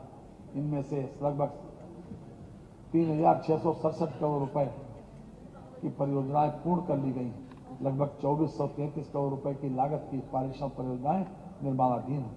विद्युत वितरण के क्षेत्र में व्यापक सुधार किए जाने तथा हानियों में कमी लाए जाने के उद्देश्य से 31,000 करोड़ रुपए की लागत से एक महत्वाकांक्षी योजना revamped distribution sector scheme Bharat सरकार के सहयोग से प्रारंभ की जा रही है, जिसे 3 वर्षों में पूरा किया जाएगा। योजना के अंतर्गत 5530 करोड़ रुपए की व्यवस्था प्रस्तावित है। प्रदेश में निर्बाध बिजली आपूर्ति सुनिश्चित करने हेतु वित्तीय वर्ष 2017-18 में वर्ष 2021-22 तक 705 नए 33/11 केवी विद्युत उपकेंद्र ऊर्जीकृत किए गए एवं 1413 विद्युत उपकेंद्रों की क्षमता बढ़ाई गई। बुंदेलखंड क्षेत्र में सौर विद्युत परियोजनाओं को बढ़ावा दिए जाने के उद्देश्य से 4000 मेगावाट सौर ऊर्जा उत्पादन के लिए ग्रीन एनर्जी कॉरिडोर का निर्माण कराए जाने का निर्णय लिया गया। प्रदेश में अब तक 1819 मेगावाट क्षमता की यूटिलिटी स्केल और सौर विद्युत परियोजनाएं अधिष्ठापित की गई हैं। प्रदेश सरकार द्वारा ग्रिड संयोजित सोलर रूफटॉप परियोजनाओं की स्थापना को प्रोत्साहित किया जा रहा है। प्रदेश में अब तक 251 मेगावाट क्षमता की रूफटॉप सोलर पावर प्लांटों की स्थापना की गई है। बाबूजी कल्याण सिंह ग्राम उन्नति योजना के अंतर्गत प्रदेश के सभी गांव की सड़कों पर सोलर स्ट्रीट लाइट की स्थापना कराई जाएगी और इस हेतु 22 करोड़ 50 लाख रुपए की व्यवस्था प्रस्तावित की गई। प्रदेश में जैव अपशिष्टों से जैव ऊर्जा के उत्पादन को प्रोत्साहित किए जाने के उद्देश्य से नीति जारी की गई है, जिसके अंतर्गत biodiesel, bioethanol, methanol, biogas, bio CNG producer gas, biocoal के उत्पादन इकाइयों की स्थापना कराई जा रही है। नीति के अंतर्गत जैव ऊर्जा की 14 परियोजनाओं में 2492 करोड़ रुपए के लिए निवेश की स्वीकृति प्रदान की गई। आवास उत्तर प्रदेश वेयर हाउसिंग एवं लॉजिस्टिक्स नीति 2018 में परिभाषित निजी लॉजिस्टिक्स पार्क तथा लॉजिस्टिक्स इकाइयों को भू उपयोग परिवर्तन शुल्क में 50% छूट दिए जाने तथा विकास प्राधिकरणों की महायोजना क्षेत्र में लागू विकास शुल्क का 25% भुगतान की छूट प्रदान किए जाने हेतु फरवरी 2020 को अधिसूचना निर्गत की गई है। उक्त निर्णय से प्रदेश में लॉजिस्टिक्स पार्क एवं वेयर हाउसिंग में निवेश को बढ़ावा मिलेगा। दुर्बल अल्प लघु मध्यम आय वर्ग के व्यक्तियों हेतु अफोर्डेबल हाउसिंग उपलब्ध कराए जाने के लिए अफोर्डेबल हाउसिंग उपविधि 2021 निर्गत की गई। इससे दुर्बल अल्प लघु मध्यम आय वर्ग के व्यक्तियों को उनकी आर्थिक क्षमता के अनुरूप भवन उपलब्ध होंगे। निजी विकासकर्ताओं द्वारा अनिवार्य रूप से निर्मित की जाने वाली ईडब्ल्यूएस इकाइयों के पंजीयन हेतु स्टैंप शुल्क में छूट प्रदान करते हुए इसे 500 रुपये निर्धारित किया गया है। इससे ईडब्ल्यूएस श्रेणी के आवेदकों को भवनों के पंजीयन में काफी अधिक धनराशि की बचत होगी। लखनऊ विकास क्षेत्र तथा प्रदेश के समस्त विकास प्राधिकरणों के विकास क्षेत्र एवं नगर क्षेत्र में अवस्थापना सुविधाओं के विकास हेतु 132 करोड़ रुपए की व्यवस्था का प्रस्ताव है। प्रधानमंत्री आवास योजना शहरी AHB घटक के अंतर्गत कुल 153 परियोजनाओं के सापेक्ष 1,32,493 भवन स्वीकृत किए गए हैं। अद्यतन 89 परियोजनाओं के अंतर्गत 70,489 भवनों का निर्माण प्रगति पर है। अयोध्या स्थित सूर्य कुंड के विकास सहित अयोध्या नगरी के सर्वांगीण विकास की योजना हेतु वित्तीय वर्ष 2022-23 में 140 करोड़ रुपए का बजट प्रस्तावित। कानपुर मेट्रो रेल परियोजना की अनुमोदित लागत 11,076 करोड़ रुपए है। वित्तीय वर्ष 2022-23 में परियोजना हेतु 747 करोड़ रुपए का बजट प्रस्तावित। आगरा मेट्रो रेल परियोजना की अनुमोदित लागत 8,380 करोड़ रुपए है। वित्तीय वर्ष 2022-23 में परियोजना हेतु 597 करोड़ रुपए का बजट प्रस्तावित। दिल्ली गाजियाबाद मेरठ RRTS कॉरिडोर का निर्माण कार्य प्रगति पर है। वित्तीय वर्ष 2022-2023 में परियोजना हेतु 1306 करोड़ रुपए का बजट प्रस्तावित है। वाराणसी, गोरखपुर व अन्य शहरों में मेट्रो रेल परियोजना 100 करोड़ रुपए का बजट प्रस्तावित किया गया है। नगर विकास, भारत सरकार द्वारा स्वच्छ भारत मिशन नगरीय की शुरुआत की गई है। इस योजना हेतु 1353 करोड़ 93 लाख रुपए प्रस्तावित है। स्वच्छ सर्वेक्षण 2021 में प्रदेश के 18 स्थानीय निकायों को विभिन्न श्रेणियों में पुरस्कृत किया गया। भारत सरकार द्वारा प्रत्येक घर को नल के माध्यम से शुद्ध पेयजल की सुविधा उपलब्ध कराए जाने की योजना है। उक्त योजना में हेतु Atal mission for rejuvenation and urban transformation के अंतर्गत सहायता अमृत 2 के अंतर्गत 2000 करोड़ रुपए और तथा पूर्व से चल रही अमृत योजना के कार्यों हेतु 2200 करोड़ रुपए की व्यवस्था प्रस्तावित है। प्रधानमंत्री आवास योजना सबके लिए आवास शहरी योजना हेतु 10,127 करोड़ 61 लाख रुपए की बजट व्यवस्था प्रस्तावित है। केंद्र स्मार्ट सिटी के अंतर्गत 10 शहरों हेतु 2000 करोड़ रुपए तथा राज्य स्मार्ट सिटी के अंतर्गत चयनित 7 शहरों हेतु 210 करोड़ रुपए की व्यवस्था प्रस्तावित है। स्मार्ट सिटी मिशन योजना के अंतर्गत देश के प्रथम 20 शहरों में प्रदेश के 5 शहर सम्मिलित हैं। प्रदेश को स्मार्ट सिटी योजना के अंतर्गत अभिनव प्रयोगों एवं परियोजनाओं के बेहतर क्रियान्वयन में प्रथम स्थान प्राप्त हुआ है। प्रदेश में जल्द से जल्द उच्चीकृत तथा विस्तारित नगर निकायों में अवस्थापना सुविधाओं के विकास हेतु 550 करोड़ रुपए की व्यवस्था प्रस्तावित है। प्रदेश के शहरी क्षेत्रों में निरंतर बढ़ते हुए जनसंख्या दबाव तथा आर्थिक गतिविधियों को प्रचुरता के दृष्टिगत राज्य सरकार द्वारा शहरी क्षेत्रों में उत्कृष्ट गुणवत्तापूर्ण अवस्थापना सुविधाओं के विस्तार को प्राथमिकता प्रदान की गई है। इनके कार्यों को सुनियोजित रूप से संपादित किए जाने हेतु नगरीय निकायों में संचालित योजनाओं का प्रभावी अनुश्रवण एवं समन्वय आवश्यक है। इस हेतु राज्य सरकार द्वारा एक प्रोजेक्ट मॉनिटरिंग ग्रुप के गठन का निर्णय लिया गया है। महाकुंभ मेला 2025 प्रयागराज के आयोजन की तैयारी करने हेतु 1,100 करोड़ रुपए की व्यवस्था प्रस्तावित है। पंडित दीनदयाल उपाध्याय आदर्श नगर पंचायत योजना हेतु 200 करोड़ रुपए की व्यवस्था प्रस्तावित है। मुख्यमंत्री नगरीय अल्प विकसित व मलिन बस्ती योजना हेतु 215 करोड़ रुपए की व्यवस्था प्रस्तावित है। कान्हा गौशाला एवं बेसहारा पशु आश्रय योजना हेतु 100 करोड़ रुपए की व्यवस्था प्रस्तावित है। बुंदेलखंड क्षेत्र की विशेष योजनाओं के लिए 500 करोड़ रुपए की व्यवस्था प्रस्तावित है। त्वरित आर्थिक विकास योजना का उद्देश्य प्रदेश में विकास कार्यों को त्वरित गति से कार्यान्वित करना है, जिसमें 2842 करोड़ रुपए की व्यवस्था प्रस्तावित है।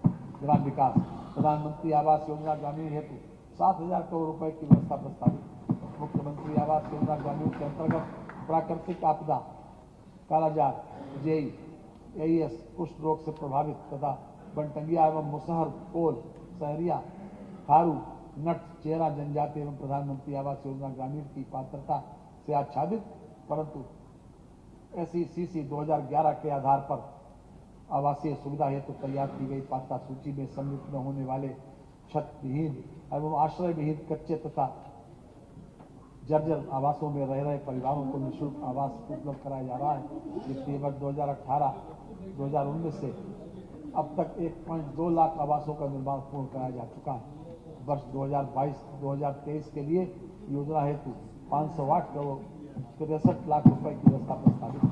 लोक कल्याण संकल्प पत्र 2022 के क्रम में मनरेगा योजना अंतर्गत वित्तीय वर्ष 2022-23 में 15,463 तालाबों एवं 5882 खेल मैदानों का चयन किया गया है।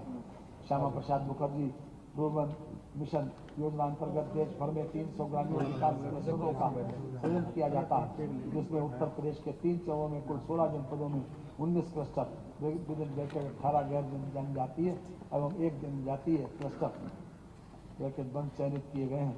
योजना अंतर्गत वित्तीय वर्ष 2022-2023 के बजट में 155 करोड़ 60 लाख रुपए की व्यवस्था प्रस्तावित है। प्रधानमंत्री ग्राम सड़क योजना के अंतर्गत गत 5 वर्षों में 3414 किलोमीटर से अधिक सड़कों का निर्माण कराया गया। वित्तीय वर्ष 2022-2023 में योजना हेतु 7373 करोड़ 71 लाख रुपए की व्यवस्था प्रस्तावित है। वित्तीय वर्ष 2022-2023 हेतु राष्ट्रीय ग्रामीण आजीविका मिशन के अंतर्गत विभिन्न घटकों हेतु 3155 करोड़ 10 लाख रुपए की बजट व्यवस्था प्रस्तावित है। पंचायती राज, पंचायतों की आर्थिक स्थिति को त्वरित गति से सुदृढ़ करने के उद्देश्य से 15वें केंद्रीय वित्त आयोग की संस्तुतियों के आधार पर पंचायती राज संस्थाओं हेतु वित्तीय वर्ष 2022-2023 के लिए भारत सरकार से प्राप्त होने वाली धनराशि के सापेक्ष 7466 करोड़ रुपए की व्यवस्था प्रस्तावित है। स्वच्छ भारत मिशन जागृति योजना अंतर्गत 2022-2023 में 6,65,473 व्यक्तिगत शौचालय निर्माण हेतु 12 रुपए की दर से तथा 1,460 सामुदायिक शौचालयों हेतु 3 लाख रुपए की दर से अनुदान दिए जाने की व्यवस्था है। योजना हेतु 1788 करोड़ 18 लाख रुपए की व्यवस्था प्रस्तावित है। ये 12 रुपए गलती से हो गया, 12,000। वित्तीय वर्ष 2022-2023 में ठोस तरल अपशिष्ट हेतु लक्षित 24,314 गांव की कुल आबादी लगभग 6.46 करोड़ को ठोस व तरल अपशिष्ट प्रबंधन से संतृप्त किए जाने का लक्ष्य है। राष्ट्रीय ग्राम स्वराज्य अभियान योजना अंतर्गत पंचायतों के क्षमता संवर्धन प्रशिक्षण एवं पंचायतों में संरचनात्मक ढांचे की उपलब्धता हेतु 545 करोड़ 86 लाख रुपए की व्यवस्था प्रस्तावित है। संपूर्ण परिवार सर्वेक्षण उत्तर प्रदेश योजना हेतु वर्ष 2022-2023 में 10 करोड़ रुपए की व्यवस्था प्रस्तावित है।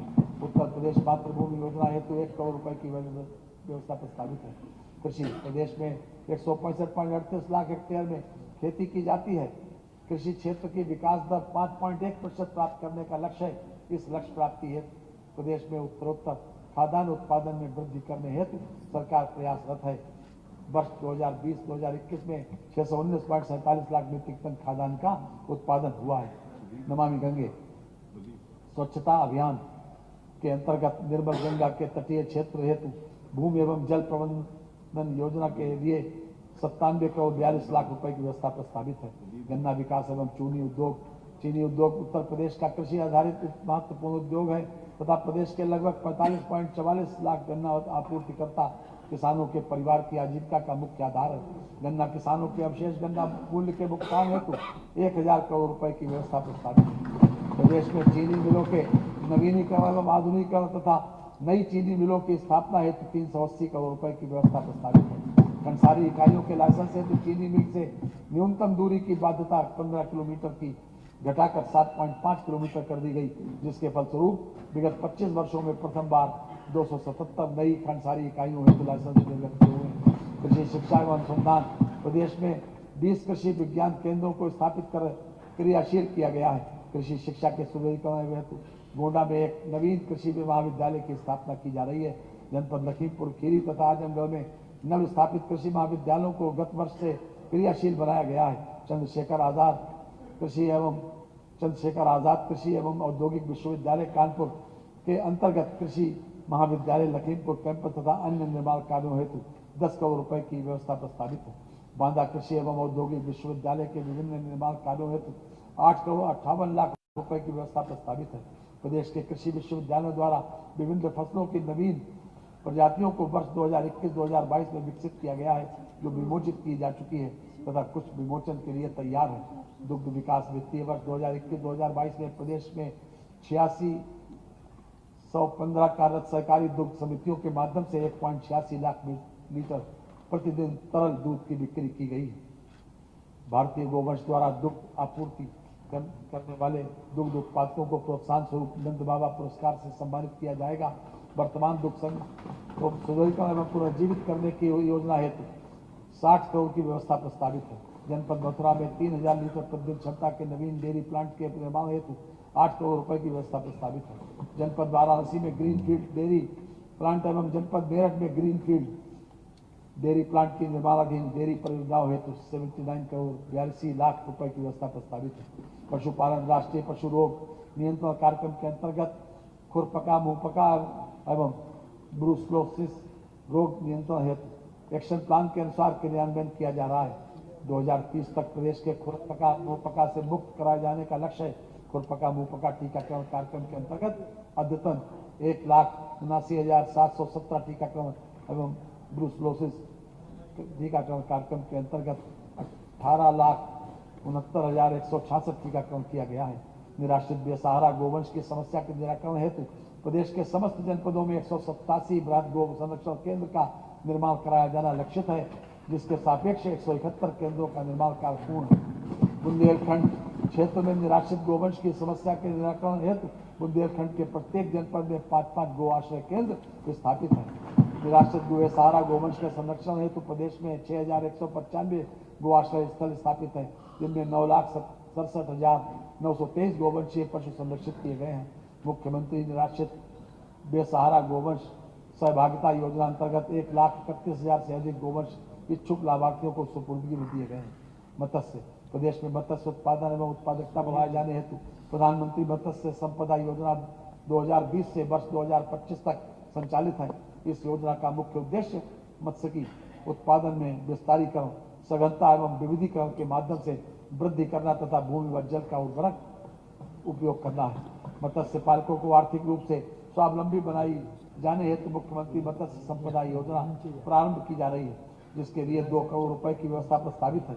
ग्राम सभा के तालाबों के मत्स्य पट्टा धारकों व मछुआरों को नाव क्रय करने हेतु सहायता के लिए निषाद राज बोट सब्सिडी योजना प्रस्तावित है, जिसके लिए 2 करोड़ रुपए की व्यवस्था प्रस्तावित है। उद्यान एवं खाद्य प्रसंस्करण प्रदेश में बागवानी एवं खाद्य प्रसंस्करण क्षेत्र के समन्वित विकास हेतु एकीकृत बागवानी विकास मिशन राष्ट्रीय कृषि विकास योजना पर drop more crop micro irrigation Bundelkhand एवं बिंद क्षेत्र में औद्योगिक विकास, गंगा के तटवर्ती क्षेत्रों में औद्योगिक विकास की योजना नमामि गंगे, गुणवत्ता युक्त पान उत्पादन प्रोत्साहन, उत्तर प्रदेश खाद्य प्रसंस्करण उद्योग नीति 2017 आदि महत्वपूर्ण कार्यक्रम संचालित किए जा रहे हैं।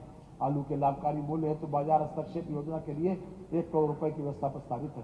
खाद्य प्रसंस्करण लघु उद्योग लगाने हेतु उत्तर प्रदेश खाद्य प्रसंस्करण उद्योग की नीति 2017 लागू की गई है, जो उद्यमता विकास के साथ ही कृषकों को विकास उनके उत्पाद का सूचित मूल्य दिलाने, रोजगार सृजन एवं मूल्य संवर्धन में सहायक सिद्ध हो रही है।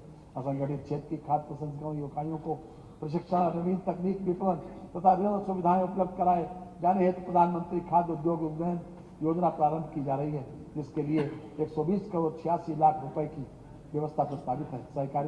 सहकारी संस्थाओं के माध्यम से किसानों को रियायती दरों पर ऋण उपलब्ध कराए जाने की ब्याज अनुदान योजना हेतु 300 करोड़ रुपए की व्यवस्था प्रस्तावित है। रासायनिक उर्वरकों के अग्रिम भंडारण हेतु 150 करोड़ रुपए की व्यवस्था प्रस्तावित है। सूक्ष्म लघु एवं मध्यम उद्यम अयोध्या में सीपेट केंद्र के निर्माण तथा संयंत्रों के क्रय हेतु 35 करोड़ रुपए की व्यवस्था प्रस्तावित है। विश्वकर्मा श्रम सम्मान योजना के वित्तीय वर्ष 2021-22 में कुल 75,000 कारीगरों को प्रशिक्षित कर टूल किट उपलब्ध कराया गया। विश्वकर्मा श्रम सम्मान योजना हेतु 112 करोड़ 50 लाख रुपए की व्यवस्था प्रस्तावित है। 9 औद्योगिक स्थानों के विकास कार्यक्रम के अंतर्गत 4 जनपदों प्रयागराज, प्रतापगढ़, अलीगढ़ एवं महोबा में औद्योगिक स्थान विकसित करने हेतु 50 करोड़ रुपए की धनराशि की व्यवस्था प्रस्तावित है। भूतत्व खनन विभाग की सेवाओं को ऑनलाइन किए जाने के उद्देश्य से ईज ऑफ डूइंग बिजनेस के अंतर्गत ऑनलाइन पोर्टल विकसित किया गया है। खनन से जुड़ी सेवाओं यथा साधारण मिट्टी के खनन, परिवहन, बाढ़ द्वारा जमा उप खनिज के व्यवस्थापन, परियोजनाओं के निर्माण के दौरान निकले उप खनिज के विस्तारण, खनिज भंडारण अनुज्ञा, उप खनिज परिहार हेतु पट्टा निष्पादन तथा खनिज परिवहन करने वाले वाहनों के पंजीकरण की कार्रवाई ऑनलाइन समयबद्ध ढंग से निष्पादित किए जाने की व्यवस्था की गई है। खादी एवं ग्राम उद्योग मुख्यमंत्री ग्राम उद्योग रोजगार योजना के अंतर्गत वर्ष 2022-2023 में 800 इकाइयों की स्थापना कराकर 16,000 लोगों को रोजगार उपलब्ध कराए जाने का लक्ष्य है। पंडित दीनदयाल उपाध्याय खादी विपणन विकास सहायता योजना हेतु 15 करोड़ रुपए की व्यवस्था प्रस्तावित है। योजना के अंतर्गत धनराशि का 34% खादी कामगारों को सीधे उनके खाते में पारदर्शी तरीके से उपलब्ध कराया जाएगा। विपणन विकास हेतु 33% एवं खादी संस्थाओं को 33% धनराशि सहायता के रूप में दिए जाने हेतु प्रावधानित है, जिससे खादी के उत्पादन में गुणोत्तर वृद्धि होगी। हथकरघा एवं वस्त्र उद्योग अनुसूचित जाति के बुनकरों को स्वरोजगार हेतु बढ़ावा देने के उद्देश्य से झलकारी बाई कोरी हथकरघा एवं पावर लूम विशेष घटक योजना संचालित किए जाने हेतु 8 करोड़ रुपए की व्यवस्था प्रस्तावित है। प्रदेश के पावर लूम बुनकरों को रियायती दरों पर विद्युत उपलब्ध कराई जा रही है। इस हेतु 250 करोड़ रुपए की व्यवस्था प्रस्तावित है। हथकरघा बुनकरों की परंपरागत ऊर्जा स्रोतों पर निर्भरता का समाप्त करते हुए सौर ऊर्जा के प्रयोग हेतु पावर लूम बुनकरों एवं हथकरघा बुनकरों को सोलर इन्वर्टर दिए जाने हेतु मुख्यमंत्री बुनकर सौर योजना के अंतर्गत 10 करोड़ रुपए की व्यवस्था प्रस्तावित है। आईटी एवं इलेक्ट्रॉनिक्स, सूचना प्रौद्योगिकी एवं इलेक्ट्रॉनिक्स उद्योग उत्तर प्रदेश सरकार के उच्च प्राथमिकता वाले उद्योगों में से एक है। इसके अंतर्गत अनेक परियोजनाएं संचालित की जा रही हैं। जो उत्तर प्रदेश को सूचना प्रौद्योगिकी एवं इलेक्ट्रॉनिक्स के क्षेत्र में एक हब के रूप में प्रतिष्ठित करेंगी। उत्तर प्रदेश डाटा सेंटर नीति 2021 के अंतर्गत 3 डाटा सेंटर पार्क्स की स्थापना के साथ 250 मेगावाट का डाटा सेंटर उद्योग विकसित किए जाने और 20,000 करोड़ रुपए के निवेश का लक्ष्य रखा गया है। बेसिक शिक्षा शैक्षिक सत्र 2021-2022 में 1,32,912 परिषदीय प्राथमिक उच्च प्राथमिक कंपोजिट विद्यालयों में लगभग 1.66 करोड़ बच्चों का नामांकन कराया गया है। वर्ष 2022-2023 में परिषदीय विद्यालयों में स्कूल चलो अभियान के अंतर्गत छात्र नामांकन का लक्ष्य 2 करोड़ रखा गया है। समग्र शिक्षा अभियान हेतु 18,670 करोड़ 72 लाख रुपए की व्यवस्था प्रस्तावित है। शैक्षिक सत्र 2021-2022 में प्रदेश में परिषदीय प्राथमिक उच्च प्राथमिक विद्यालयों एवं अशासकीय सहायता प्राप्त प्राथमिक पूर्व माध्यमिक विद्यालयों कक्षा 1 से 8 तक अध्ययन छात्राओं के उपयोगार्थ निःशुल्क यूनिफॉर्म, स्वेटर, स्कूल बैग एवं जूता मोजा की धनराशि PFMS DBT मॉड्यूल के माध्यम से सीधे छात्र छात्राओं के माता पिता अभिभावकों के आधार पर सीडेड बैंक खाते में हस्तांतरित किए जाने की कार्रवाई की गई, जिससे 1.57 करोड़ बच्चे लाभान्वित हुए हैं। वित्तीय वर्ष 2022-23 के बजट में योजना हेतु 370 करोड़ रुपए की व्यवस्था प्रस्तावित है।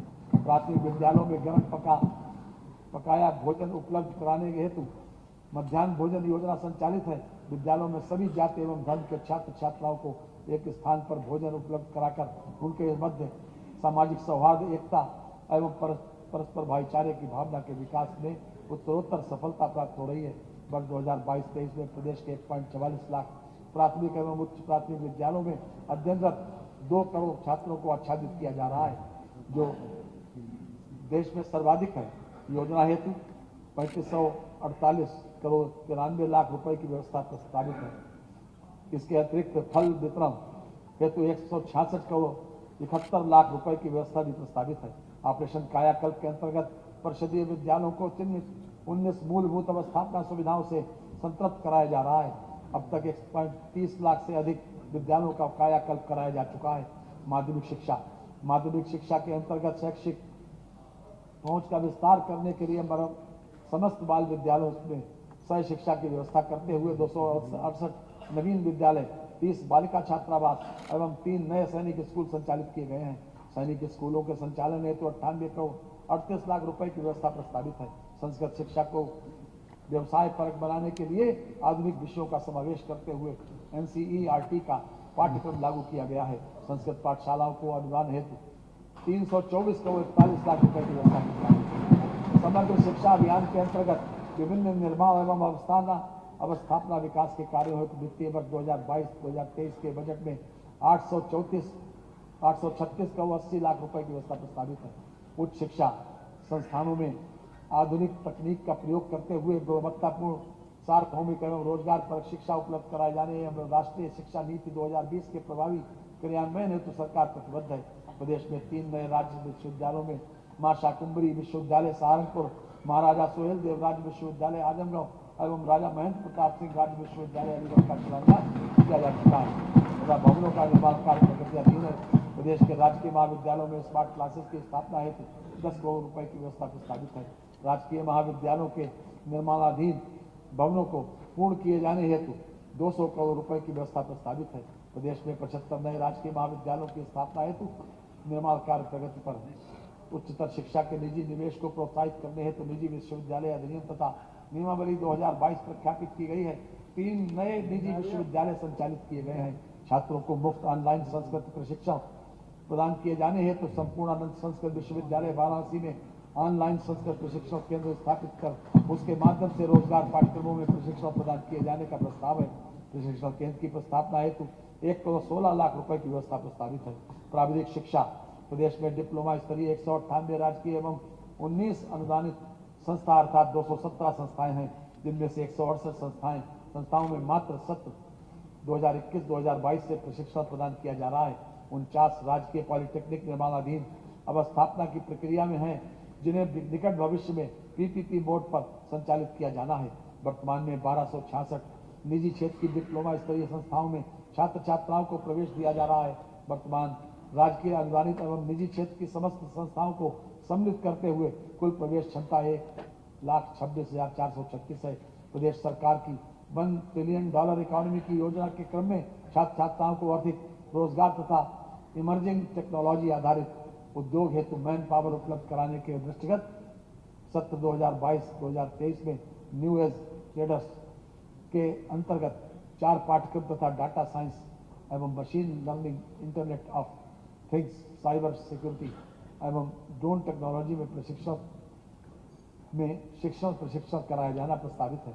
व्यावसायिक शिक्षा एवं कौशल विकास प्रदेश के 4 राजकीय औद्योगिक प्रशिक्षण संस्थानों को मॉडल ITI के रूप में विकसित किया जाना व्यवस्था प्रस्तावित है।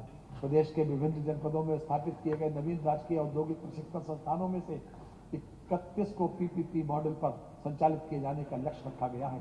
उत्तर प्रदेश कौशल विकास मिशन द्वारा वित्तीय वर्ष 2022-2023 में लगभग 2 लाख युवाओं को पंजीकृत करते हुए प्रशिक्षण प्रदान करने का लक्ष्य रखा गया है। संस्कृति एवं धर्मार्थ कार्य वाराणसी, गोरखपुर, शाहजहांपुर, सुल्तानपुर में माननीय प्रधानमंत्री जी द्वारा विभिन्न योजनाओं के लोकार्पण एवं शिलान्यास कार्यक्रमों में सांस्कृतिक प्रस्तुतियां की गई, जिनमें लगभग 2000 लोक कलाकारों को रोजगार प्राप्त हुआ। महर्षि वाल्मीकि जयंती के अवसर पर प्रदेश के समस्त जनपदों के मंदिरों में वाल्मीकि रामायण पाठ, रामचरितमानस पाठ, भजन गायन के कार्यक्रम को आयोजित किया गया, जिसमें लगभग देश के 1000 कलाकारों ने प्रतिभाग किया। वाराणसी में संत रविदास संग्रहालय एवं सांस्कृतिक केंद्र की स्थापना के लिए 25 करोड़ रुपए तथा संत कबीर संग्रहालय की स्थापना हेतु 25 करोड़ रुपए की व्यवस्था प्रस्तावित है। जनजातीय संग्रहालयों के निर्माण हेतु 60 करोड़ रुपए की व्यवस्था प्रस्तावित है। संग्रहालयों की स्थापना, निर्माण, विस्तार एवं उन्नयन हेतु 20 करोड़ रुपए की व्यवस्था प्रस्तावित है। राम जन्मभूमि मंदिर अयोध्या धाम तक पहुंच मार्ग के निर्माण हेतु 300 करोड़ रुपए की व्यवस्था प्रस्तावित है। अयोध्या में जनक सुविधाओं के विकास तथा पार्किंग के निर्माण हेतु 209 करोड़ 70 लाख रुपए की व्यवस्था प्रस्तावित है। वाराणसी में निर्मल गंगा तट से काशी विश्वनाथ धाम तक के पहुंच मार्ग के विस्तारीकरण हेतु 77 करोड़ रुपए की व्यवस्था प्रस्तावित है। ऑनलाइन एकीकृत मंदिर सूचना प्रणाली हेतु सॉफ्टवेयर वेबसाइट का निर्माण एवं सूचनाओं के एकत्रीकरण हेतु 50 लाख रुपए की व्यवस्था प्रस्तावित है। पर्यटन, उत्तर प्रदेश पर्यटन नीति 2018 के अंतर्गत प्रदेश में 6931.81 करोड़ रुपए का निवेश अनुमानित है। पर्यटन इकाइयों की स्थापना हेतु 184 प्रस्तावों को पंजीकृत किया गया है। उत्तर प्रदेश में वर्ष 2021 में कुल 10 करोड़ 1 लाख पर्यटक आए, जिनमें भारतीय पर्यटकों की संख्या 10 करोड़ एवं विदेशी पर्यटकों की संख्या 1 लाख। प्रतिवर्ष की भांति वर्ष 2021 में भी अयोध्या में दीपोत्सव का आयोजन किया गया।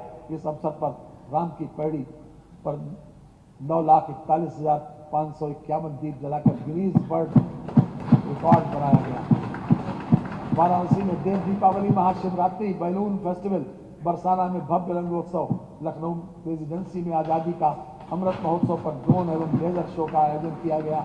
उत्तर प्रदेश बिंद धाम तीर्थ विकास परिषद हेतु 3 करोड़ 50 लाख रुपए तथा उत्तर प्रदेश चित्रकूट धाम तीर्थ विकास हेतु 3 करोड़ 50 लाख रुपए की व्यवस्था प्रस्तावित है। मुख्यमंत्री पर्यटन स्थलों का विकास योजना हेतु 250 करोड़ रुपए की व्यवस्था प्रस्तावित है। वाराणसी में पर्यटन सुविधाओं के विकास एवं सौंदर्यीकरण हेतु 100 करोड़ रुपए की व्यवस्था प्रस्तावित है। अयोध्या में पर्यटन सुविधाओं के विकास एवं सौंदर्यीकरण हेतु 100 करोड़ रुपए की व्यवस्था प्रस्तावित है। वन एवं पर्यावरण, वर्तमान में उत्तर प्रदेश में पर्यावरण एवं वृक्षारोपण प्रदेश के भौगोलिक क्षेत्र का 9.23% है, जिसे वर्ष 2030 तक 15% किए जाने का लक्ष्य है। वर्षा काल 2022 में वृक्षारोपण हेतु 35 करोड़ पौधरोपण का लक्ष्य निर्धारित किया गया है। आजादी के अमृत महोत्सव के उपलक्ष्य में अन्नपूर्णा बंद, नगर बंद, अमृत बंद तथा गंगा किनारे वनीकरण योजना के अंतर्गत स्थल चयन व वृक्षारोपण किया जाएगा, जिससे पर्यावरण संतुलित होगा एवं कार्बन अवशोषण के साथ साथ जलवायु पर भी अनुकूल प्रभाव पड़ेगा। प्रदेश की जनता को पेड़ पौधों, पशु पक्षियों तथा प्राकृतिक संसाधनों के प्रति संवेदनशील तथा जागरूक बनाने हेतु इको टूरिज्म को बढ़ावा दिया जा रहा है। वर्ष 2022-23 में सारनाथ डियर पार्क में वन्य जीवों का प्रबंधन एवं पर्यटक सुविधाओं का विकास योजना उत्तर प्रदेश राज्य में गैंडों एवं अन्य अति महत्वपूर्ण संकटापन्न वन्य जीवों एवं उनके प्राकृतिक वास का दीर्घकालीन एवं बृहद संरक्षण योजना, राज्य आद्र भूमि संरक्षण और प्रबंध की स्थापना योजना हेतु 3 करोड़ 77 लाख रुपए की व्यवस्था प्रस्तावित है। शहीद अशफाकुल्लाह खां प्राणी उद्यान गोरखपुर सोसाइटी हेतु कार्पस फंड की स्थापना के लिए 50 करोड़ रुपए की व्यवस्था प्रस्तावित है। प्रदेश में 12 प्रमुख नदियों का 141 बिंदुओं पर सघन अनुश्रवण तथा 319 नालों का नियमित अनुश्रवण किया जा रहा है, जिससे किसी भी परिस्थिति में प्रदूषित प्रवाह का निस्तारण नदी नालों में नहीं किया जाए। इसके अतिरिक्त प्रदेश में 110 सीवेज प्रवाह संयंत्रों, 7 संयुक्त उत्प्रवाह शुद्धिकरण संयंत्र एवं 1560 अति प्रदूषणकारी औद्योगिक इकाइयों का नियमित अनुश्रवण किया जा रहा है। पिछड़ा वर्ग कल्याण वर्ष 2021-2022 में दशमोत्तर छात्रवृत्ति योजना हेतु 13,77,213 छात्रों को दशमोत्तर छात्रवृत्ति शुल्क प्रतिपूर्ति से लाभान्वित किया गया है। वित्तीय वर्ष 2022-2023 के बजट में दशमोत्तर छात्रवृत्ति शुल्क प्रतिपूर्ति योजना अंतर्गत 1672 करोड़ रुपए की व्यवस्था प्रस्तावित है। अल्पसंख्यक कल्याण अल्पसंख्यक समुदाय के छात्रों के लिए पूर्व दशम छात्रवृत्ति योजना के अंतर्गत वित्तीय वर्ष 2022-2023 में 600 करोड़ रुपए की व्यवस्था प्रस्तावित है। दशमोत्तर छात्रवृत्ति योजना के अंतर्गत राजस्व पक्ष में छात्रवृत्ति हेतु 195 करोड़ 50 लाख रुपए की व्यवस्था प्रस्तावित है। अरबी फारसी मदरसों के आधुनिकीकरण की योजना हेतु 479 करोड़ 7 लाख की व्यवस्था प्रस्तावित है। अल्पसंख्यक बाहुल्य क्षेत्रों में अवस्थापना विकास, शिक्षा तथा पेयजल की योजनाओं के विकास हेतु संचालित मल्टी सेक्ट्स डिस्ट्रिक्ट प्लान के विभिन्न घटकों के अंतर्गत कुल 508 करोड़ 18 लाख रुपए की व्यवस्था प्रस्तावित है। न्याय उत्तर प्रदेश राष्ट्रीय विधि विश्वविद्यालय प्रयागराज के निर्माण कार्य हेतु वित्तीय वर्ष 2022-23 के लिए 100 करोड़ रुपए की व्यवस्था प्रस्तावित की गई है। माननीय उच्च न्यायालय इलाहाबाद एवं लखनऊ पीठ के निर्माण कार्यों हेतु 705 करोड़ रुपए की व्यवस्था प्रस्तावित है। अधीनस्थ न्यायालयों के आवासीय एवं अनावासीय भवनों के निर्माण हेतु 600 करोड़ रुपए की व्यवस्था प्रस्तावित है। प्रदेश के अधीनस्थ न्यायालयों की सुरक्षा व्यवस्था हेतु CCTV कैमरा एवं अन्य सुरक्षा उपकरण हेतु 50 करोड़ रुपए की व्यवस्था प्रस्तावित है। उत्तर प्रदेश अधिवक्ता कल्याण निधि में पंजीकृत ऐसे अधिवक्ता जो अपने पंजीकरण की 30 वर्ष की अवधि पूर्ण कर चुके हैं तो पूर्व में अधिवक्ता कल्याण निधि से धनराशि रुपए 1.50 लाख दी जाती थी, जिसे बढ़ाकर 5 लाख रुपए कर दिया गया है। अधिवक्ता कल्याण निधि हेतु न्यासी समिति को अंतरण के लिए 90 करोड़ रुपए की व्यवस्था प्रस्तावित है। प्रदेश के अधिवक्ताओं की सुविधा हेतु विभिन्न जनपदों में अधिवक्ता चैम्बर्स की स्थापना की जा चुकी है। इसके अतिरिक्त कतिपय जनपदों में अधिवक्ता चैम्बर के निर्माण एवं अन्य अवस्थापना सुविधाओं के विकास हेतु 20 करोड़ रुपए की व्यवस्था प्रस्तावित है। खाद्य एवं रसद अंत्योदय एवं पात्रग्रस्ती कार्ड धारकों को निःशुल्क खाद्यान्न, साबुत चना, रिफाइंड सोयाबीन ऑयल तथा आयोडाइज्ड नमक एवं प्रधानमंत्री उज्ज्वला योजना के लाभार्थियों को 2 निःशुल्क LPG सिलेंडर रिफिल वितरण हेतु 6571 करोड़ 13 लाख रुपए की व्यवस्था।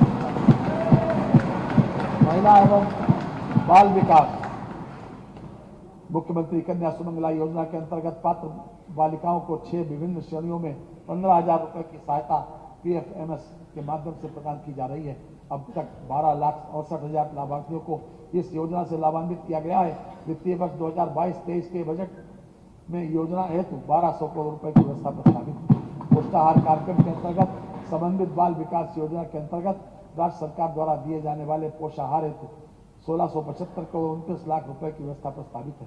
सभी वर्गों के गरीब परिवारों की कन्याओं हेतु संचालित मुख्यमंत्री सामूहिक विवाह योजना के अंतर्गत अब तक 1,74,326 जोड़ों तथा श्रमिकों की कन्याओं के विवाह के लिए संचालित कन्या विवाह अनुदान योजना के अंतर्गत लगभग 94,000 कन्याओं का विवाह संपन्न कराया गया।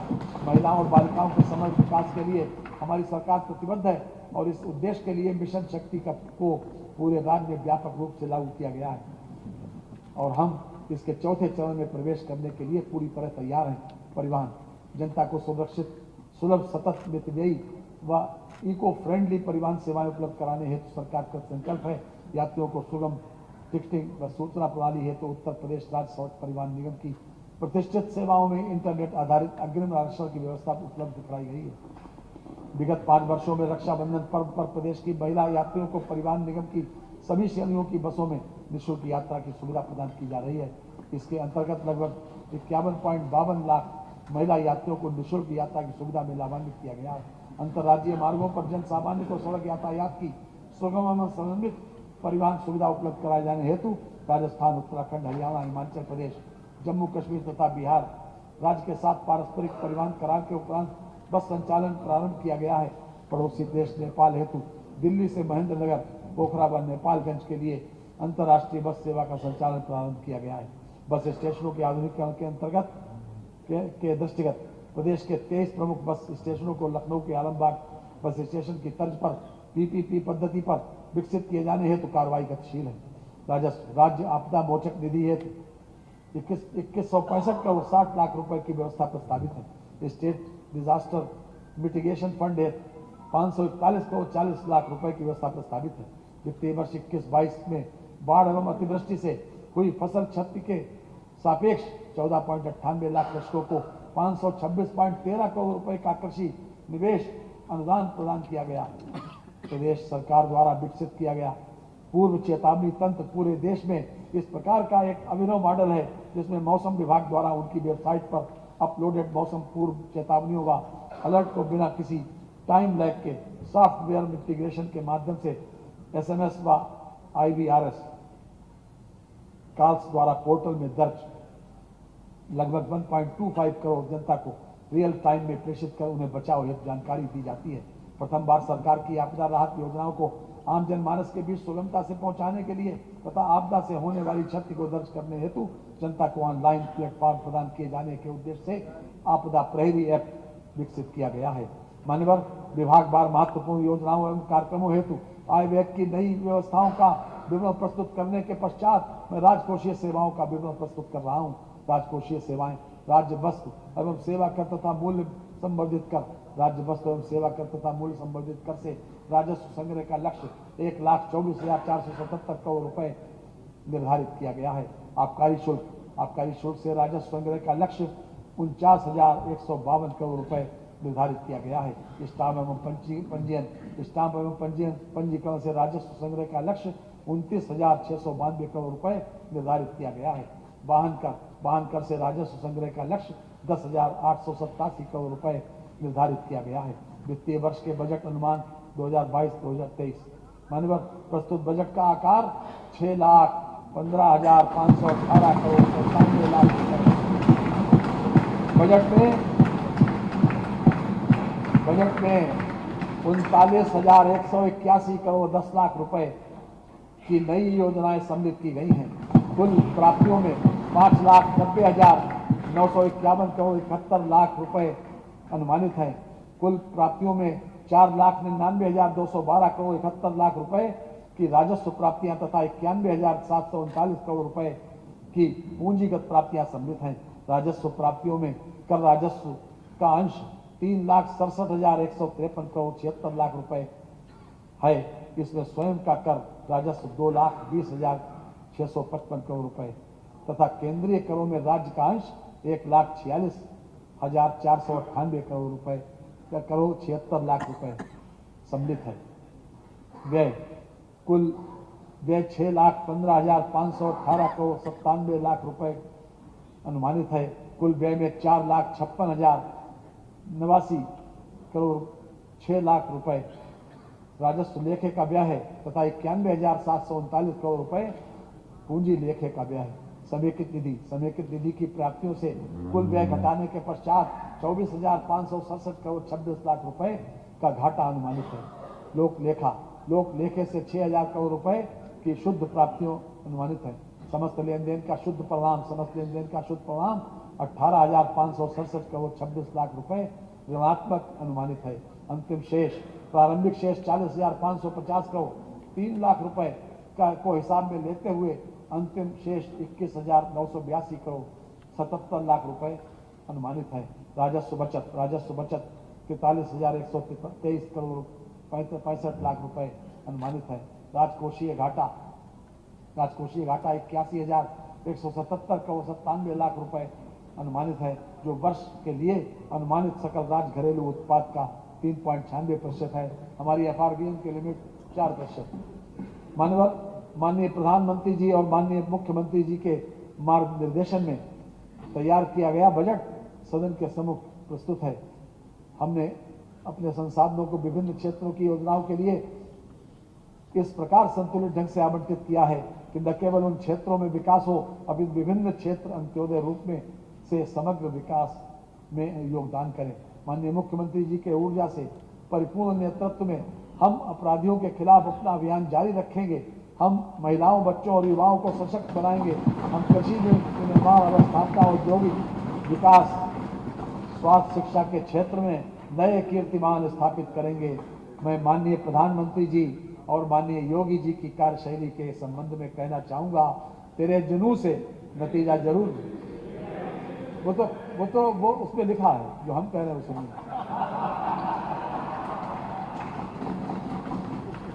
माननीय प्रधानमंत्री जी और माननीय योगी जी के कार्यशैली के संबंध में कहना चाहूंगा कि तेरे जुनून से नतीजा जरूर निकलेगा, इसी स्याह समंदर से नूर निकलेगा।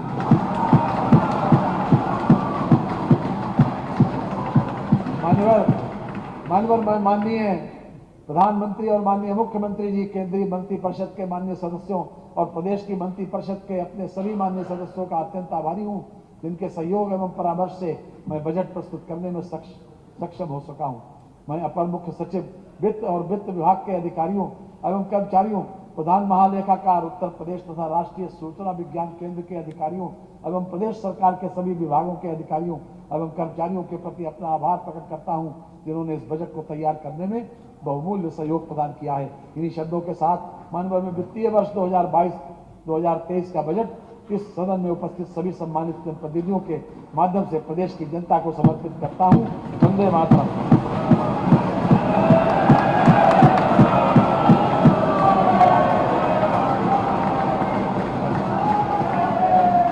धन्यवाद माननीय मुख्यमंत्री जी। बजट का पूरा बजट हम सब लोगों के टैबलेट पर है। इसमें 3253 पेजेस हैं। इसमें जो डाउनलोड आपने किया, सभी माननीय सदस्यों को ये जानकारी है। पूरा बजट की जितनी प्रतियां सब इसमें उपस्थित हैं। अब आज माननीय वित्त मंत्री जी के द्वारा हम सब लोगों का भोजन है, और आज जब तक ये विधानसभा चलेगी तब तक ये भोजन कराएंगे दोपहर को, और शाम का चाय भी पिलाएंगे।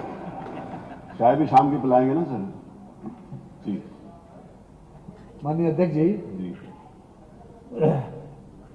मैंने आपसे कल अनुरोध किया था कि 1 घंटे के लिए, लेकिन अब थोड़ा समय मैं ये सदन में पहले भोजन वाली बात करें ना, फिर दोपहर में भोजन की व्यवस्था है माननीय सभी माननीय सदस्यों।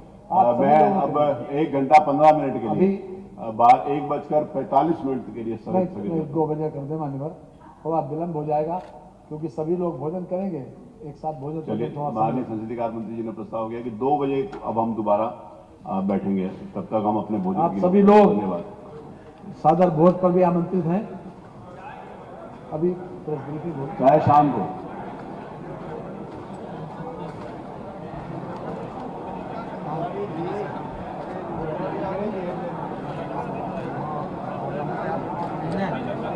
आइए, आप चलिए भैया।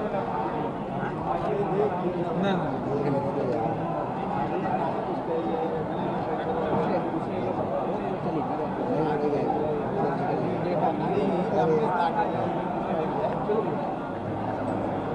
आ जाओ। हाँ, आपके बाहर आ जाओ।